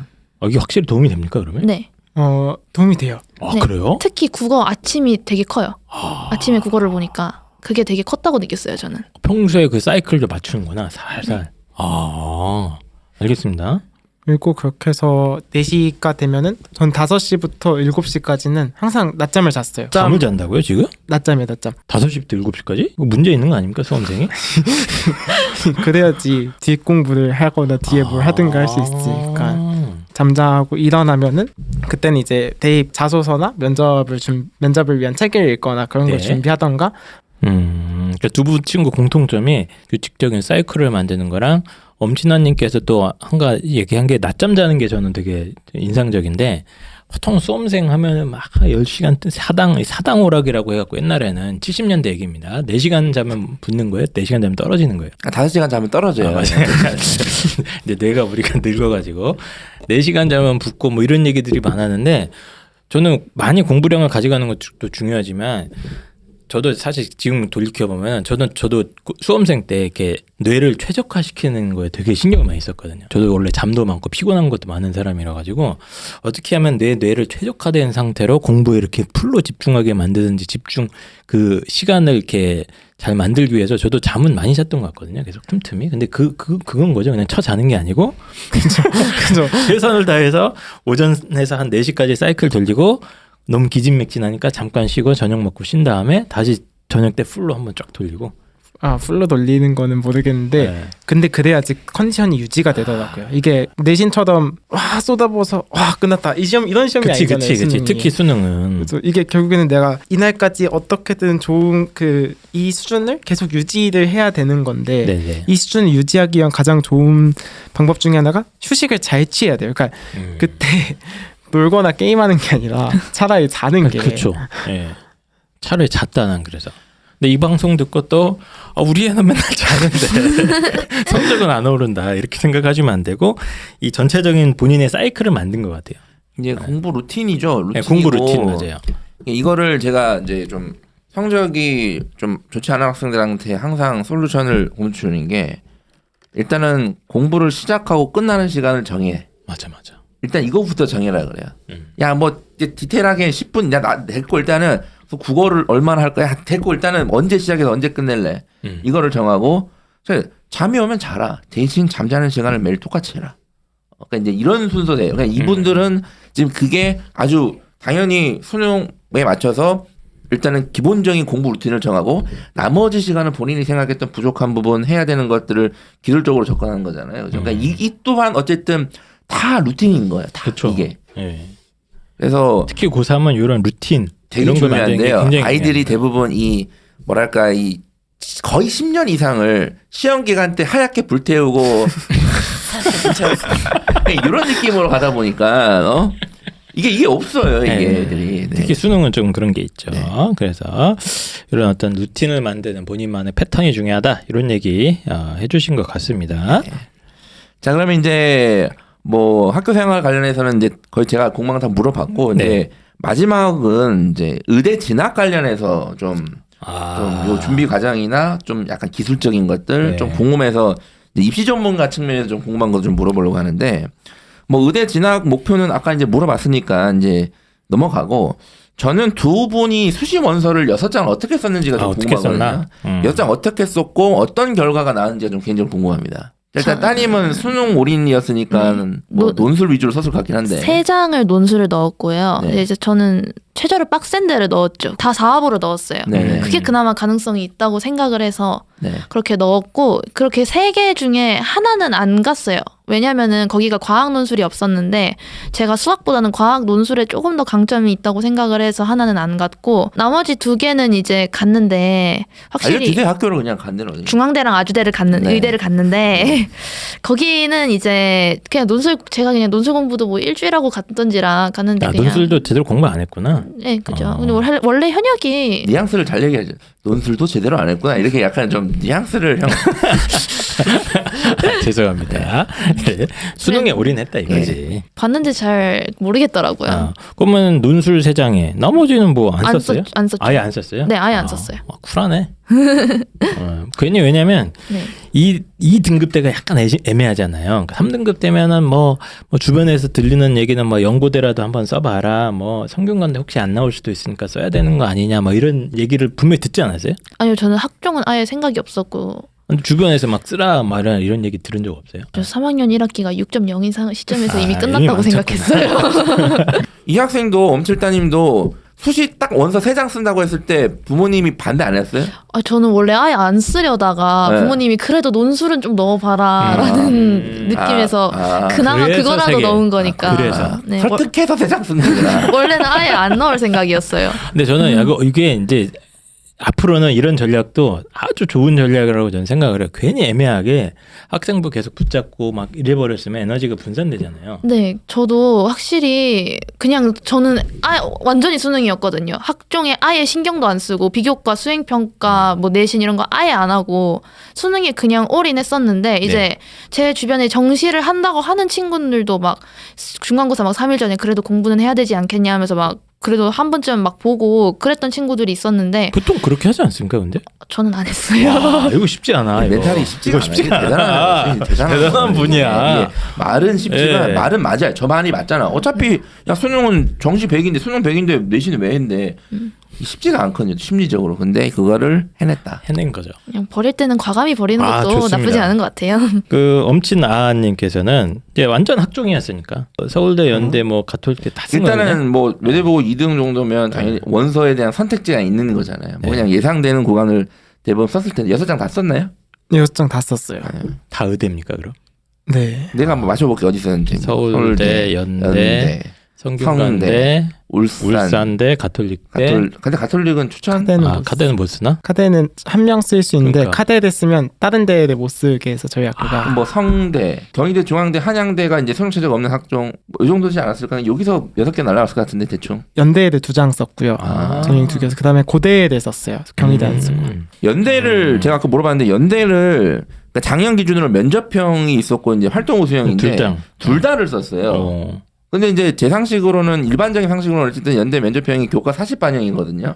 그게 얼마나 악독한 전형이냐면 일반고 1.0도 떨어진다는 전형이에요. 그게 이제 1등은 후반인데 써서 1단계가 붙었다고 제가 들었거든요. 지금 저거를. 지금 최종적으로는 그래요? 그러면 서울대랑 연대랑 성대가 수능 전이니까 그 3장이 세 장이 최종 합격이 됐고 나머지는 그냥 1차 합격인데 안 갔다. 예. 안 간 거죠. 안 간 거죠. 안 붙은 게 아니라 못 붙은 게 아니라 안 간 거죠. 왜냐면 정시 2개 틀렸거든. 2개 틀렸잖아. 네. 안 가지 그러면. 자, 다시 한번 엄친아님께서 엄친아가 왜 그냥 엄친아가 아닌지 다시 느끼게 됐고요. 그러면 이제 어쨌든 그 상태면 다 뭐 붙은 거네. 예, 가채점 했는데 그때 2개 틀린 거 알았어요? 가채점 했을 때? 네. 알지. 그러면 뭐 의대 합격하든 말든 뭐 이 상태잖아. 근데 그 다음날 연대가 합격해서 사실은 서울대가 조금 더 불안했어요. 왜냐면 아예 아싸리 합격을 안 했으면은 쓸 수라도 있는데 2를 쳤는데 2까지 그래서 친 건데 2까지 해놨는데 이 자식들이 또 알겠습니다. 그렇게 수시를 하셨고 다 붙었네요. 그러니까 어쨌든 그런 아름다운 얘기고요. 자, 그 과 선택을 또 궁금한 게 아까 그 수시 지원표라는 게 있다고 했잖아요. 학교에서. 그러니까 보통 우리가 이제 아까 비교과 관련돼서 이제 연장선인데 비교과 관리라는 거는 내가 장래희망이 있고 장래희망에 관련된 학과가 정해지고 그 학과와 관련된 활동을 하고 그리고 그 학과를 쓰는 거잖아요. 이게 기본적인 비교과의 진비 원리라고 알고 있고 물론 저는 그렇게 안 하지만 나중에 원서 쓸 때 되면 마음대로 쓴다. 특히 전사고 애들은 특히 장래희망 갖지 마라. 제가 외고 애들도 그래요. 장래희망 갖지 마라. 어차피 원서 네 마음대로 못 쓴다 얘기하는데 실제로 나중에 원서 쓸 때 학과를 당연히 대부분의 학생들은 원하는 학과가 몇 개 안 되거든요. 근데 실제로 융통성 있는 선택을 많이 하나요? 친구들이? 네. 수시에서? 네. 그러니까 같은 계열 내에서 예를 들어서 공대 계열이죠. 네. 그러면 네. 그 내에서는 제가 어디에 썼네? 그럼 제가 기계에 썼네? 그럼 난 항공을 써야지 이런 식으로 조정이 돼요. 내 위에 기계가 2명이나 있어? 잘 안 친한 애들끼리는 그런 얘기 잘 안 하는데 친한 애들끼리 겹치면 왜 그러냐? 그러니까 어쨌든 과에 대한 융통성 있는 선택을 많이 한다. 그러니까 오히려 이런 자사고나 이런 데는 워낙 이 입시 지도의 노하우가 발달해 있어서 네. 과 엄청 바꿉니다. 오히려 이런 학교들. 저는 이제 특히 외대부고 같은 경우는 쥐어 짜낸다는 표현을 쓰거든요. 실적을 짠다. 쥐어 짜낸다는 표현을 써요. 애들을 데리고 막 짜낸다는 표현을 최대한의 쓰는데 어떤 합격률을 높이기 저는 위해서 되게 좋다고 봅니다. 저는 이게 최고의 학교에서 할 수 있는 최대치라고 좀 봐는데 제가 이제 이 말씀을 드리는 이유가 부모님들이 자꾸 막 이렇게 물어봐요. 올해 전사고 지금 준비하고 갈 건데 이제 학과를 이렇게 가려고 하는데 이게 이제 학과를 이렇게 목표로 하고 있는데 제가 그거 하지 말라고 하거든요. 너는 이제부터 장래희망이 없다. 그러면 비교학과 할 때는 어떻게 하면 그냥 시키는 거 하세요. 시키는 거 다 하세요. 이렇게 하는데 나중에 원서 쓸 때 융통성을 가지게 된다. 예, 요거를 꼭 좀 미리 지금 예비 고1 아니면 현재 고1 부모님들이나 학생들 꼭 좀 알아줬으면 좋겠다. 알겠습니다. 네. 생기부도 폭넓게 그렇죠. 다양한 활동 해보는 게 그렇죠. 중요한 것 막 같아요. 원서 넣을 때도 자기도 이과가 뭐 공부하는지 모른다고. 그렇죠. 전 원서 넣을 때는 아니, 면접 요즘 뭐 준비하면서 안다. 유튜브 보면은 뭐 무슨 한우물판 학생부가 최고인 것처럼 막 얘기를 하는데 두 분이 느끼기에도 굳이 그럴 필요가 있나 이런 거죠. 전공적 합성에서 크게 벗어나지 않는다면은 수학도 해보고 뭐 물리도 해보고 여러 가지 그렇습니다. 다양하게 예. 건드려 보는 게 네. 심지어 크게 벗어나라고 합니다. 융통성이라는 이분은 약간 저세상식이라서 한 우물 파다 보면 그 우물에 빠져 죽는다. 근데 저는 일단 벌려 놓으면 네. 어떻게든 맞아요. 다 연결을 네, 하더라고요, 됩니다. 친구들이. 네, 맞습니다. 근데 물론 이게 무조건 정답이란 건 아니고 뭐 원하는 학과가 무조건 있고 나 그과 가야지 그럼 그렇게 하는데. 맞아요. 네. 근데 이제 괜히 막 예 억지로 이거에 대해서 맞추려고 스트레스를 받는 애들이 네. 되게 많거든요. 그렇습니다. 이게 이제. 굳이 그럴 필요는 없다 이런 얘기입니다. 저도 궁금한 거 한 가지만 좀 말씀드리면은 두 분 다 사실 엄청난 또 성공을 한 거잖아요. 한 번에 의대를 못 가는 애들이 사실 더 많은데 비율적으로 보면 한 번에 갔는데 내가 그래도 이번 입시 이제 고등학교 3년 동안 하면서 나는 이렇게 해서 성공한 것 같다. 내가 봤을 때 돌이켜 봤을 때 한 가지씩만 얘기해 줄 수 있나요? 저는 멘탈이 되게 중요하다 생각하거든요. 저는 뭐 일단 앞서 얘기했다시피 고등학교 때도 막 이걸 무조건 올려야 돼 이렇게 생각한 것도 아니었고 네. 고3 때도 이제 수능이 가까워지면 되게 압박감을 느끼는 친구들이 많아요. 그렇죠. 네, 저는 근데 그런 걱정이나 이런 초조한 제 친구들이나 그냥 후배들한테도 뭐 걱정해서 솔직히 도움되는 게 없다 네 학업에. 아니 그러니까 걱정이 그 시간에 드는 거 어떻게 합니까 그러면? 근데 안 하려고 해야 될 것 같아요. 저는 그건 방법이 없다고 생각해요. 이게 사람 성격 차이도 있기는 한데 네네. 그래도 걱정은 안 하는 게 낫다. 걱정이 들면 네. 좀 이렇게 스스로 좀 그걸 이렇게 잊어버리려고 되게 노력을 한 건가요? 그러면? 근데 저는 약간 상황이 좀 특이했었거든요. 네. 수능 때. 네. 아니 아까 9월에 3월 국어 3등급 때 떴다고 그랬잖아요. 아니야 근데 그때 걱정 안 했어요, 솔직히? 솔직히 약간 한 하루 이틀 정도는 이거 망했다 이 생각을 했죠. 한다니까. 그럼 어떻게 그거 근데 그 시험지가 정말 제가 할 수 있는 모든 실수와 실책을 다 쏟아낸 시험지 같았거든요. 제가 느끼기에는 뭐 OMR 마킹 잘못한 것도 나오고 문제 잘못 읽은 것도 나오고 그런 온갖 게 다 나왔어서 그래서 이 시험지를 똑바로 분석을 해서 제 단점을 다 보완을 하자는데 집중했던 것 같아요. 저거지. 모의고사는 역시. 저런 목적으로 치는 거지. 차라리 그래서 저는 6평 내지 9평 한 번쯤은 망해보는 게 낫다고 생각해요. 좋은 얘기. 웃어. 진짜. 있잖아. 못 쳤어 웃어. 얼마나 좋아. 네. 저도 이제 제 과에 올해 고3 본 학생이 있는데 네네네. 과외 학생이 9평 이번에 국어가 너무 쉬웠다고 그러더라고요. 그래서 저는 오히려 걱정했단 말이에요. 이게 9평에서 한번 망해봐야 네가 뭐가 부족한지 맞아. 아는데 이렇게 쉽게 나오면 네가 보완점을 못 찾아서 수능이 못 볼 수도 있다 이런 식으로 해서 그런 쪽을 좀 더 신경 쓰라고 얘기하긴 했거든요. 근데 뭐 아니나 다를까. 역시 상권이 합격한 낚시. 예, 합격한 애들은 다릅니다. 멘탈이 문제, 중요하고 성적이 비슷하다면 멘탈적인 예, 문제를 얘기를 했고. 예, 그래서 아예 뭐 본인은 애초부터 목표를 그냥 막 높이 가지려고 하지도 않았을 뿐더러 목표는 근데 높았어요. 의대 가고 싶었어요. 의대 가고 싶었고 근데 뭐 내신에 뭐 이런 거에 스트레스도 안 받았잖아요. 근데 막 이제 난 죽어도 의대다 이건 아니고 의대 가면 좋다 가고 싶다 이 정도 마인드였어요. 뭐 성적이 좀 안 좋게 나오거나 그랬을 때도 정확하게 차라리 좀 걱정이 되더라도 냉정하게 좀 분석을 하고 이게 왜 그렇게 된 건지. 저는 무슨 일도 있었냐면 아까 얘기하려던 건데 수능 한 10일 전쯤에 가족 중에 한 분이 코로나 확진을 받아서 어머. 밀접 접촉자였어요. 제가 한 3일 전에 같이 저녁을 먹어갖고 어떡해요. 그래서 자가격리가 됐는데 저희는 이제 기숙사 학교잖아요. 특히나 이제 저는 학교에서 공부를 많이 했어서 공부 터전이 다 학교에 있었어요. 공부 자료나 이런 게. 그쵸 책 이런 거. 근데 그걸 싹 다 빼고 집에 갔어요. 저는 중학교 때도 집에서 공부를 안 하는 사람이었는데 수능 마지막 10일을 집에서 공부하게 된 거예요. 그거 엄청 걱정됐을 것 같은데. 그러니까 이제 하루 이틀 정도는 진짜 멘탈이 멘붕이지. 가루가 됐죠. 막 저희 가족분이 이제 뭐 센터 가시고 저는 뭐 이제 검사 받고 음성이 다행히 다 나오긴 했는데 네네. 근데 이제 자가격리하고 그리고 또 이제 수능을 어디서 봐야 되냐 차는 못 타고 가야 되냐 그치. 약간 그런 쪽으로 문제가 되게 복잡해져서 좀 정신이 없고 막 그러긴 했어요 많이. 그런데 근데 이제 오히려 저는 약간 그때 자가격리 갔던 그 순간에 너무 걱정을 많이 했어서 나중에 이제 한 수능이 한 10일 뒤니까 시간이 그래도 좀 많이 있단 말이에요. 네. 그래서 오히려 그때 너무 걱정을 많이 했어서 나중에는 오히려 걱정을 할 힘이 없다? 약간 좀 뭐라고 해야 되지? 이제 초월한 거구나. 약간 해탈한 느낌이었어요. 그래서 저는 수능 전날에도 내일이 수능인가? 약간 이랬었고 오히려 마음을 비우고. 네, 약간 마음을 비우고.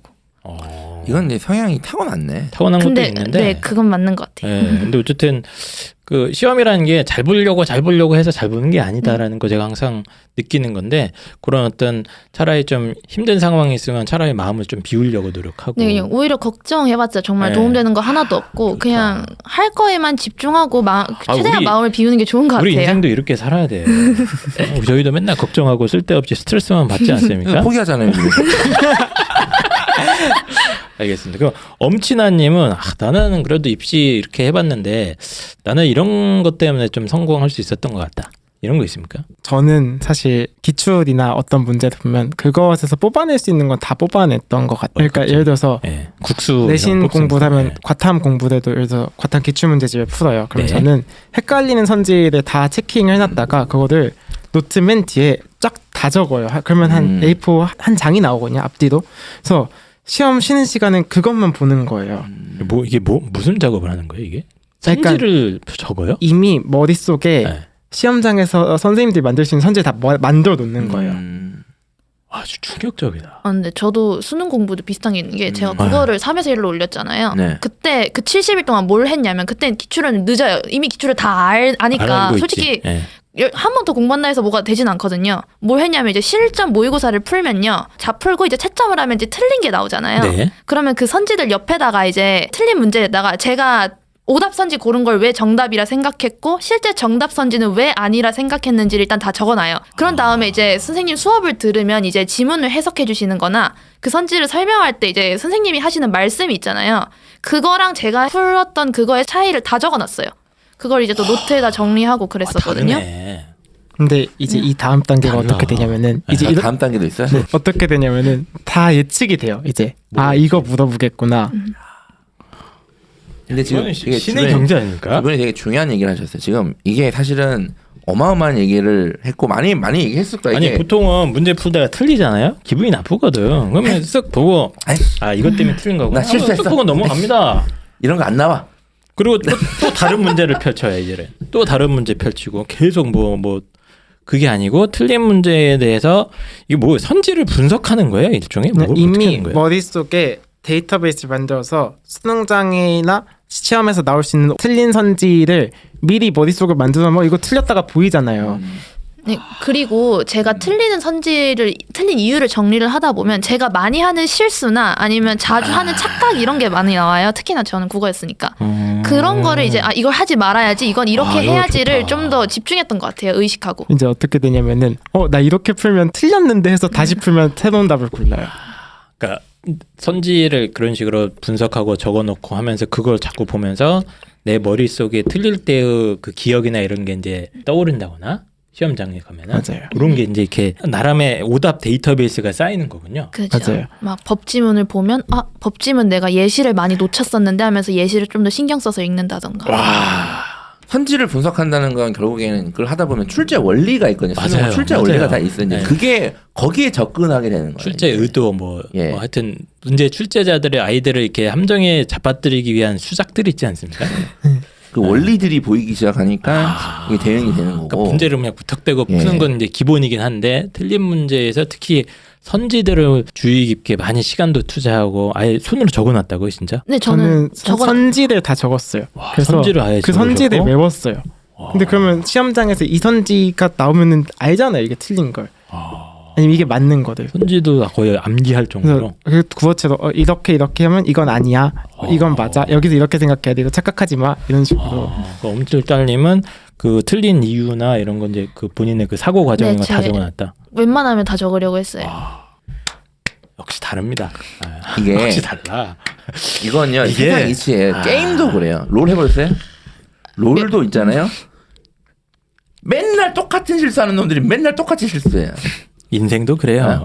우리도 맨날 같은 실수하고 똑같이 죽는 장소에도 죽고 똑같이 죽고 막 맨날 똑같아. 우리 인생도 똑같은데 두 분은 그런 걸 막기 위해서 선지 분석, 오답 정리 이런 거에 대해서 엄청난 노력과 이런 걸 기울였다 이런 얘기를 해주신 것 당연히 같습니다. 분석하고 맞은 저 문제도 이거- 나머지 답이 아닌 게 내가 정확히 답이 아닌 걸 알고 있는지도 분석하고 이걸 계속 하다 보면 알겠습니다.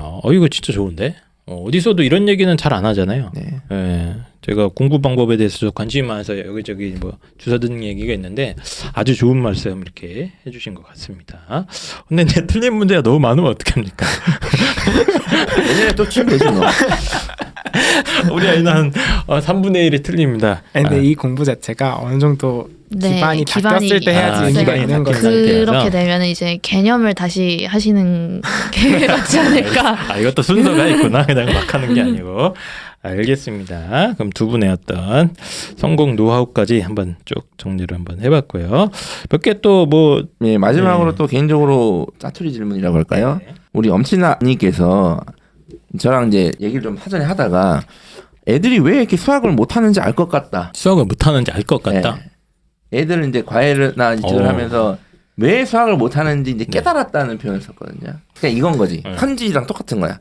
틀린 걸 자꾸 보다 보니까 문제 원리를 알듯이 수학 못하는 애들을 계속 보다 보니까 수학 못하는 아이들의 원리를 깨달은 거지. 그러니까 본인만의 어떤 수학에 대한 뭐 노하우나 이런 게 있는 것 같은데 좀 설명해 줄 수 있을까요? 일단은 네. 수학 문제에 제목이 있거든요. 제목을 몰라요. 그냥 그래서 A라는 풀이를 써서 B로 접근을 해야 돼요. 그러면은 학원이나 이런 데서 배운 아이들이 어떻게 하냐면은 그 A 풀이를 어떻게 하는지가 궁금하고 그 B 계산을 어떻게 하는지가 궁금해요. 네. 근데 제가 애들한테 가르칠 때는 너 이 문제 제목 붙여봐 이러거든요. 왜냐면은 특히 기출문제에서 모든 문제에 전 제목을 붙이게 하거든요. 그래서 이 문제가 어떤 문제인지를 알아야지. 그러니까 왜 A 풀이로 접근할 수밖에 없는지를 알아야지. 실제 내가 모의고사를 볼 때 이거 봤던 문제인데가 다 나와야 돼요. 29문제는 한 문제 빼고는 한 문제 빼고는 그러니까 두 문제죠. 그러니까 22, 30을 빼고는 다 봤던 문제가 나와야 돼요. 이거 어떤 문제인데? 그럼 나 이렇게 풀어야 되는데 이거 원 2개 나오는데 중심이어야지. 이게 중요한 거지. 하다 보니까 중심을 잃으니까 풀리는 이게 아니란 말이에요. 이 제목이라는 게 우리 아이들은 그냥 어려운 거, 쉬운 거, 어려운 거, 쉬운 거 이렇게 구분되는 건데 뭐 제목이라는 게 더 구체적으로 뭐 목차나 단원을 얘기하는 건가요? 그것보다 약간 왜 이 풀이를 쓸 수밖에 없는지를 적으라고 해요. 그러니까 여기서 어렵네. 어떤 근거로 그 풀이를 선택했는지. 이거예요, 이거. 주요 수학 선생님들, 특히 일타 선생님들 이제 설명하시는 건 들어보면 필요한 개념, 이 문제를 하는데 필요한 개념, 이제 뭐 예를 들어서 잘 기억 못하겠는데 무슨 뭐 3차 방정식에 뭐 아니면 뭐 뭐뭐의 뭐 미분 가능성 뭐 이런 것들이 있거든요. 그러니까 이런 것들 뭐 도함수가 뭐 어쩌고 이런 것들. 어려운 말 많이 쓰네요. 그러니까 이런 것들이 떠올라야 되는데 그러니까 됐다 그냥 들어간다는 얘기잖아요. 자기가 도함수를 하는지 함수도를 하는지 뭐 그것도 모르고. 맞는 얘기입니까 이게? 그러니까 이게 롤에 비유해도 되나요? 롤이라는 게임. 새로운 패치가 나오잖아요. 네네. 그러면 그거를 피지컬적으로 느낄 수 있는 사람이 몇이나 돼요? 없지. 그러니까 정말 챌린저가 아닌 이상 이거 정글링 속도가 좀 늦어졌는데 너프된 거 아니야? 이렇게 의심하지 않잖아요. 네. 근데 그거를 그래서 이게 너프된 거를 모르고 하는 사람들이 너무 많다는 거죠. 제 말은. 그러니까 그거를 내가 체감상 이게 어떤 문제인지 모르고 푸는 애들이 너무 많아요. 그러니까 이 문제가 어떻게 설명해? 제목을 달라는 거 이거 그러니까 문제 그러니까 네. 기출을 분석하는 방식을 좀 바꿔야 된다는 거죠. 전 국민이 지금 수학 학원을 다니지 않습니까? 초등학생, 중학생 해갖고 문제는 무지하게 푸는데 우리 이제 서울대 의대에 진학한 엄친아들을 보기에는 얘는 문제를 보고 얘가 어떤 걸 묻는 거고 이 문제가 어떤 주제를 다루고 있는지를 모르는 상태에서 푸는 것 같다. 제가 봤을 때는 그 주장이신 거죠? 네, 맞나요? 제가 맞아요. 엄친딸님도 그러면 수학 문제 풀 때 당연히 이거는 야 이거 물어보는 거네 이런 개념을 써야겠네 이렇게 해결하겠네. 근데 만약에 이게 되면 낚시도 보일 것 같아요. 뭐가 낚시고 이거는 페이크고 뭐 이런 식으로. 저희는 속지 않았는데 속거든요. 철학학 때문에 어쨌든 간에 문제를 보자마자 이 문제가 어떤 주제를 다루고 있는 거고 여기서 이런 조건들이 아마 문제로 활용될 것 같은데 이 정도까지 거의 떠올라야 된다는 네, 그래서 저는 수학 가르칠 때 이거 나오면 이렇게 푸는 거야. 이거 의심해. 이거 나오면 이거 순서대로 의심해야 돼. 그런 식으로 가르쳐요. 그러니까 이거 나오면 뭐 당연히 이거 이렇게 풀고 그 세부적인 과정보다 야 이거 문제도 보이면 못 떠올려야 돼. 그치 그거야. 그거 떠올려야 돼. 이런 보자마자 식으로. 문제의 주제나 문제에서 물어보는 그 조건 중에 중요한 내가 것들이 떠올려야 될 것들을 순서대로 타다다닥 나와서 그걸 쫙 돌려버리면은 문제가 풀리도록. 어렵지. 어렵다 이거. 알겠네. 수학을 왜 못하냐 이거. 저는 그래요. 뭐가 떠올라? 수학 5등급이 떠올라. 저 개인적인 경험을 해보면 제가 수학은 되게 못했거든요. 수학 학원도 진짜 오랫동안 안 다니고 그랬던 고등학교 때 있어서 저는 그냥 거의 암기로 접근한다고 생각을 해갖고 어떤 훈련을 했냐면 문제를 보자마자 야 이게 무슨 단원의 어떤 개념을 다루는 문제고 거기서 저는 나중에 외울 때 막 유형들을 적어놨던 것 같아. 내가 자주 틀리는 유형이나 빈출 유형들까지 다 적어놔서 그때 그 유형이고 그때 이런 조건들을 써면 되는구나 이런 것까지는 막 떠올리면서 풀었던 기억이 나는데 저도 맞게 한 겁니까 그럼? 보자마자 이게 어느 단원이고 뭘 써야 되고 이런 걸 이제 떠올리는 훈련을 했던 것 같아요. 저도. 맞아요. 그런 거예요? 저는 문제 읽히는 훈련 많이 해요. 나도 잘한 거네 그럼. 근데 거기서 유형에 너무 집착을 맞아요. 안 했으면 좋겠어요. 이게 저희가 어느 정도 그 유형을 나누고 그 유형을 익히는 게 그 개념을 처음 익힐 때는 되게 필요한 일인데 이게 나중에 심해지면 제가 이제 그 학생들 질문 받으면서 되게 많이 받았던 질문 중 하나가 이 유형은 이렇게 풀어야 되나요? 이런 식으로 접근한 그런 친구들이 되게 많았어요. 그렇게 하잖아요. 근데 그게 수학이란 게 그냥 활용이 많이 되는 과목이다 보니까 너무 그거에 매몰되면은 이걸 이렇게 풀었는데 왜 답이 안 나오지? 이런 상황이 생길 수가 있거든요. 근데 방금 엄친아님도 그렇게 얘기했잖아요. 야 이거 보면 뭐가 떠올라야 돼. 네, 근데 아이들이 그게 근데 그게 small a가 떠오르는 게 아니라 A-1이 있고 2가 있고 3이 있어요. 네. 근데 A-1이 필요가 있는 게 아니라 A를 보고 1, 2, 3, 4가 있는 걸 알아야 돼요. 좀 폭넓게 생각할 수 있어야 돼요. 자, 어쨌든 우리는 수학을 못할 것 같아요. 네, 이게 좋은 얘기인데 들어보니까 예. 혹시 이번에 수학 풀어보셨어요? 이번 수학 시험지? 올해 수능? 네. 뭐로 풀어봐? 풀어봤어요? 뭐 다 맞았어요? 근데 사실 저는 다는 안 풀고 이제 20이랑 30번 한번 좀 보고 그랬거든요. 2번 틀렸습니까? 3번이고 작년. 이게 이제 어떻게 보면 이제 이거까지 되면 좋은데 많은 학생들이 이제 수학을 자꾸 이제 암기하고 유형 이건 이렇게 하고 이제 기출이 사실 그거잖아요. 예. 기출만 하다 보면 이제 이게 어떻게 보면 체화된다거나 해야 될까요? 이렇거든요. 제가 말한 게 기출만 하면 92점이 나와요. 기출만 제대로 하면. 네, 기출만 이런 식으로 하면은 92점이 나오고. 그러니까 기출 분석 그냥 문제 풀면서 보통은 아까 계속 얘기하시는 게 그 세부적인 과정들에 메모리 돼서 아이들이 여기서 이 조건을 이렇게 해서 이렇게 풀고 뭐 A-1, A-2 이 조건으로 거기 메모되는데 그게 아니라 조금 이제 반발짝 정도 떠올라서 내가 떠올릴 수 있게 계속. 근데 사실 이것만으로 96, 100이 나오진 않아요. 그러니까 이건 킬러를 맞추려면은 사실 거기부터는 정말 이제 개개인별로 접근하는 방식도 살짝 다르고 해결법도 그러니까 풀이법은 같지만 그걸 접근하는 방식이 다 다른데 의대는 진짜 아무나 가는 건 아닌 것 같아.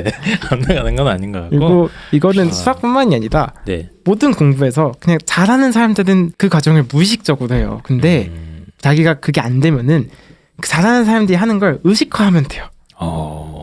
알겠습니다. 그래서 방송 청취하신 다음에 이 말뜻의 의미를 깨닫고 이걸 아이한테 적용했는데 성적이 안 올랐다. 그러면 이분한테 깨닫지 못한 거죠. 제대로 깨닫지를 못한 거. 근데 전 진짜 좋은 것 같아. 진짜 고수들은 맞아. 그거잖아. 복싱 시합 같은 거 하는데 딱 보자마자 얼굴 보고 1라운드만 딱 뛰어봐도 얘가 약점이 여기고 이런 스타일로 하는구나. 이게 그냥 확 들어오는 거야. 거기에 대해서 공략법이 이제 떠오르는 거지. 복싱 해봤어요? 아닙니다. 어떻게 그렇게 잘? 알겠습니다. 그래서 엄진아님께서 왜 우리 아이들이 수학을 못하느냐? 너무 풀이 과정이나 이런 데 집착하고 문제를 좀 이렇게 조망하면서 이 문제가 다루는 주제가 뭐고 아까 제목이라고 표현을 하셨는데 이 문제에 필요한 조건들이 아마 이런 거일 것 같아가 그냥 보자마자 자동으로 떠오르게. 그걸 입력해서 놓아야 돼. 그리고 계속 이제 그게 일종의 어떤 기출 분석하고 유형 분석하는 근데 그걸 건데. 입력해 주는 거는 네. 자기가 아니라 선생님이 입력해 줘야죠, 당연히. 알겠습니다.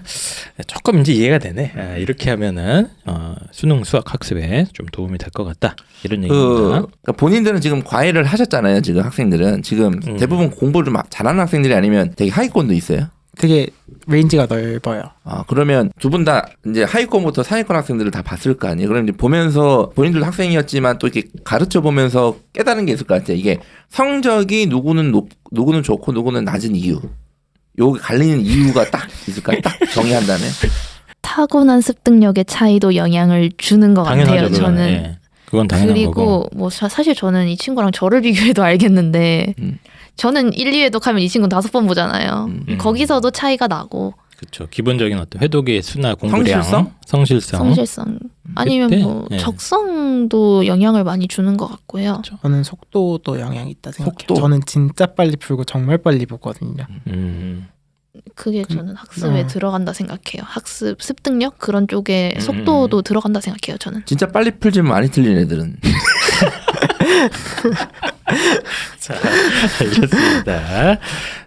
뭐 어쨌든 참고로 저희 방송 지금 출연자분들이 이렇게 중간에 보시는 분들은 이게 머리도 이분들이 지금 노랗고 보라색이고 그래서 어디서 이렇게 껌 씹던 애들 데려왔나 이럴 수 있는데 이 두 분이 이제 의대 졸업한 우리나라 탑 클래스의 수험생들이었고 본인들이 이렇게 봤을 때는 이제 기본적인 좀 타고난 것도 필요하고 그러니까 속도 얘기하셨는데 사실 속도도 약간 타고난 것도 있지만 속도는 또 많이 반복해 놓으면 또 이렇게 자동화되는 부분들이 있잖아요. 네, 그래서 하다 보면 늘죠. 아주 꾸준한 어렸을 때 한 중학교 때부터의 학습량이나 이런 게 받쳐줘야 되는 것 같다. 뭐 이런 얘기를 하시는 것 같습니다. 자, 그리고 또 질문할 거 있습니까? 뭐 없고요. 뭐 마지막 마지막으로, 질문이 이제 네. 이거죠. 이제 만약에 이제 현재 의대를 목표로 하는 정말 많은 학생들이 있거든요. 전국에 정말 많습니다. 부모님들도 많고. 그래서 저는 우리나라의 어떤 이 의료계가 미래가 항상 밝다. 이렇게 훌륭한 학생들이 이렇게 많이 목표로 하니까. 근데 이제 의대 진학을 목표로 하는 학생들에게 좀 현실적인 조언을 좀 해준다면 뭐 일반고 자사고 없이 그냥 있고, 뭐 전국에 있는 있고. 모든 이 방송을 보는 저는 제가 수시형 인간이 아니다라는 생각이 들면 정시도 나쁘지 않다. 빠른 손절이 답이다. 빠른 손절할 거면 최대한 빨리 손절하고 미련을 갖지 마라. 저는 이제 수시 쪽은 잘 모르니까. 저는 그 부담이 없을 때 고등학교 1학년, 뭐 중학교 이럴 때 여러 공부 방법을 해봤으면 좋겠어요. 그러니까 분명히 자신한테 가장 잘 맞는 공부 방법이 있거든요. 근데 그거를 너무 늦게 배우면은 여러 번 공부를 하게 되니까 공부 방법을 탐색하는 거를 되게 어릴 때부터 해보는 게 되게 중요한 것 같아요. 이렇게도 해보고 저렇게도 해보고. 그래서 그게 가장 우선적으로 중요한 거고. 그리고 두 번째는 비효율적인 공부는 안 했으면 좋겠어요. 필요 없는 공부. 그러니까 이거는 뭐 영재고 학생들이 뭐다 하는 건 아닌데 저희 학교에도 영재고 준비를 하다 온 친구들이 많거든요. 그 친구들 정말 물투 화투 하면은 끼깔나게 해요. 근데 사실 의대는 그런 능력치를 요구하지 않아요. 의대는 오히려 그냥 수학을 굉장히 잘하고 그 다음에 정말 내신과 수능에 상시되는 걸 가장 중요시하는 것 같고 그리고 마지막으로는 착해야 돼요. 착하다. 이건 정말 맞는 말 같아요. 그러니까 내가 정말 착한 사람 뽑는 것 같아요. 의대에서? 실제로 면접 이런 거 하면 그게 중요합니까? 질문 친구들 중에 좀 인성이 터진 애들이 떨어지는 걸 많이 봤다. 아니 그게 아니라 인성이 좋은 애들이 성적이 좋더라고요. 그러니까 근데 저거는 약간 일리는 있는 것 같아요. 맞아, 나도 일리는 있다고 봅니다. 그러니까 상위권과 착하다 나쁘다 최상위권의 차이는 그것도 있는 것 같아요. 인성 정도. 부분. 네. 알겠습니다. 그러니까 여기서 인성이 뭐 이렇게 착하다 나쁘다가 아니라 인성이 좀 넓은 개념이잖아요. 그 스스로에 대한 책임감. 그러니까 여도 활동 많이 해보고 예를 들어서 예체능도 되게 많이 하고 최상위권 애들 보면은 이제 성적이 안 좋은 학생들이 인성이 터졌다는 얘기가 아닙니다. 오해하시면 안 되고.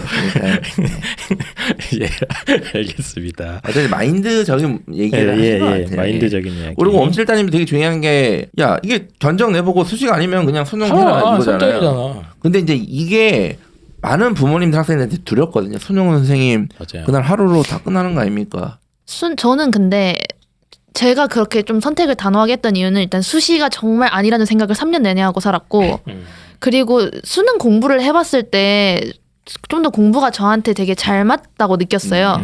게다가 특히나 저는 이제 제가 싫으면 잘 안 하고 좋아하면 좀 더 하는 성격이라 그러신 것 같아요. 그래서 이제 저는 이제 뭐 수시도 별로고 정시가 훨씬 나은 게 가시적으로 보여서 이렇게 선택을 한 것도 있긴 하거든요. 근데 뭐 모두가 다 저 같진 않을 거 아니에요. 수시가 그렇게 좋은 건 아니지만 정시는 더 아닌 친구도 있을 거고 뭐 정시도 나쁘지 않지만 수시에 비해서는 그렇게 뭐 크게 차이가 안 난다. 뭐 다양한 친구들이 있을 수 있는데 아마 그런 경우에는 이제 정시의 도박성을 그래도 생각을 해주셨으면 좋겠어요. 그런 경우는. 네, 그리고 하나만 더. 뭐 2개 하셔도 돼요. 그 위닝 헤빗이나 위닝 멘탈리티에 대해서 들어보셨어요? 그 단어? 아니요. 그러니까 이게 위닝. 그러니까 이기는 거를 위닝 11 제가 해봤는데. 근데 이게 뭐냐면은 그 선수들이 쓰는 용어인데 이기는 걸 습관화하는 선수들은 그 자신감이 남다르거든요. 근데 결국에는 의대라는 게 우리나라 교육 현재 제도에서는 되게 높은 위치잖아요. 네. 근데 그걸 하려면은 마인드적으로 위닝 멘탈리티를 갖고 있어야 돼요. 그러니까 계속해서 잘 본 경험도 있어야 되고 그 경험을 바탕으로 한 자신감이 있어야지 결국에 이런 수능도 결국엔 단판 싸움이잖아요. 단판 싸움에서 잘할 수 있는 것도 거기서 나온다고 생각해요. 네, 저도 할 수 있지. 하려면 할 수 있지. 저 항상 할 수 있다고는 생각했어요. 이걸 제가 설명해서 이렇게 표현을 하거든요. 후퇴하는 방식으로는 대도 안 한다. 근데 이게 자꾸 이제 실제로 이게 학생들이 학년이 거듭될수록 처음에는 그런 생각이었다고 자꾸 하나씩 포기하려고 그래요. 뭐 수능 최저가 4학번은 좀 힘들 것 같습니다, 선생님. 그럼 이제 4합 6을 찾게 되고 선생님 4합이니까 가탕 하나 버릴까요? 네. 알겠습니다. 그래서 여러 가지 이제 멘탈에서부터 공부 방법까지 다 흉내낼 수는 없겠지만 이제 우리 수험생 여러분들한테 또 입시를 준비한 어머님들한테 저는 최근에 준비한 인터뷰 방송 중에 아주 좋은 방송이라고 좀 생각이 들 정도로 꽤 괜찮은 노하우들을 많이 준비를 얘기를 해주신 것 같습니다. 이제 방송을 슬슬 마무리해야 될 것 같은데 두 분의 앞으로 뭐 꿈이나 뭐 목표 이런 거 있습니까? 저는 일단 의대 공부를 무사히 마치는 것부터 일단 저의 목표고 이제 어떤 의사가 되느냐가 사실 저희 마음대로 되는 건 아니거든요. 그렇죠. 그거는 이제 의대를 공부를 하고 또 이제 실습이나 이런 걸 돌면 좀 더 잘 알게 되니까 그런 거 해보면서 결정하게 될 것 같습니다. 항상 현실에 충실하신 분이네. 좋습니다. 저는 27, 21잖아요 이제. 근데 이제 20대에 해보고 싶은 거를 다 해보고 싶어요. 그래요? 그리고 사실 이거는 그냥 자만심은 아닌데 저는 제 선택을 했을 때 틀렸다고 생각을 안 하거든요. 그래서 그냥 제가 선택한 거를 다 안 해보면 너무 후회할 것 같아서. 지금 연애는 하고 있습니까 근데? 네. 그래요? 다 하는구나 진짜. 그래서 해볼 수 있는 거는 다 해보는 게 지금으로서는 목표인 것 같아요. 연애라도 못 해야 되는데. 예, 알겠습니다. 해보고 싶은 걸 다 해보고 싶다. 무슨 하고 싶은 게 많나 봐요? 그죠. 그래요? 네. 주변 친구들이 좋습니다. 저희들도 20대 땐 저랬는데. 뭘 저래? 형 궁금했잖아요. 우리 하고 싶은 게 많았는데. 형은 이분은 여자친구는 그냥 친구가 없었어요. 진짜 제가 얘기 들어보면 진짜 불쌍할 정도로. 알겠습니다. 예, 엄친아 엄친딸 특집. 지금 이제 서울대 의대 다니고 있는 조형욱 학생과 이화여대 의대 지금 재학 중이신 하현재 학생 진심으로 저희 방송 더 감사드리고 자 그러면 입시왕 오랜만에 게스트를 모셔서 방송하니까 참 재밌고 또 저희가 자주 부르면 좋을 것 같아요. 예, 이런 살아있는 얘기들. 두분 이 두 분은 안 부르지 이제 딴 사람은 섭외해서. 저는 이게 오늘 방송 다 듣고 나니까 이런 생각도 드네요. 뭐 의대 안 가면 어떠냐. 그냥 아니 뭐 대한민국 국민 그렇지. 환자로 사는 것도 의미가 있는 일이죠. 병원 가면 되지. 아니 환자가 있어야 의사도 있는 거 아닙니까? 맞습니다. 순서가 그거잖아요. 환자가 있으니까 의사가 있는 거 아닙니까? 알겠습니다. 그래서 엄친딸 특집인데 다만 이제 이 방송 듣고 우리 아이들한테 요런 애가 있더라더라 이런 얘기 하시면 절대 안 되고 그냥 이렇게 자연스럽게 전달하셔야지. 야 얘는 이렇게 한다던데 이런 식으로 하시지 마시고 우리 아이들한테 맞는 어떤 방법이나 우리 아이가 예를 들어 멘탈이 약하다 그러면 이제 같이 이걸 해결할 수 있는 방법이나 이런 것들 한번 고민하시는 게 차라리 낫지 않을까 이렇게 생각이 듭니다. 그럼 엄친딸 특집 방송 기획해 주신 우리 펜타킨 선생님 진심으로 감사드리고 이번 방송 이것을 마무리하고 저희는 또 다음에 돌아오도록 하겠습니다. 안녕. 감사합니다.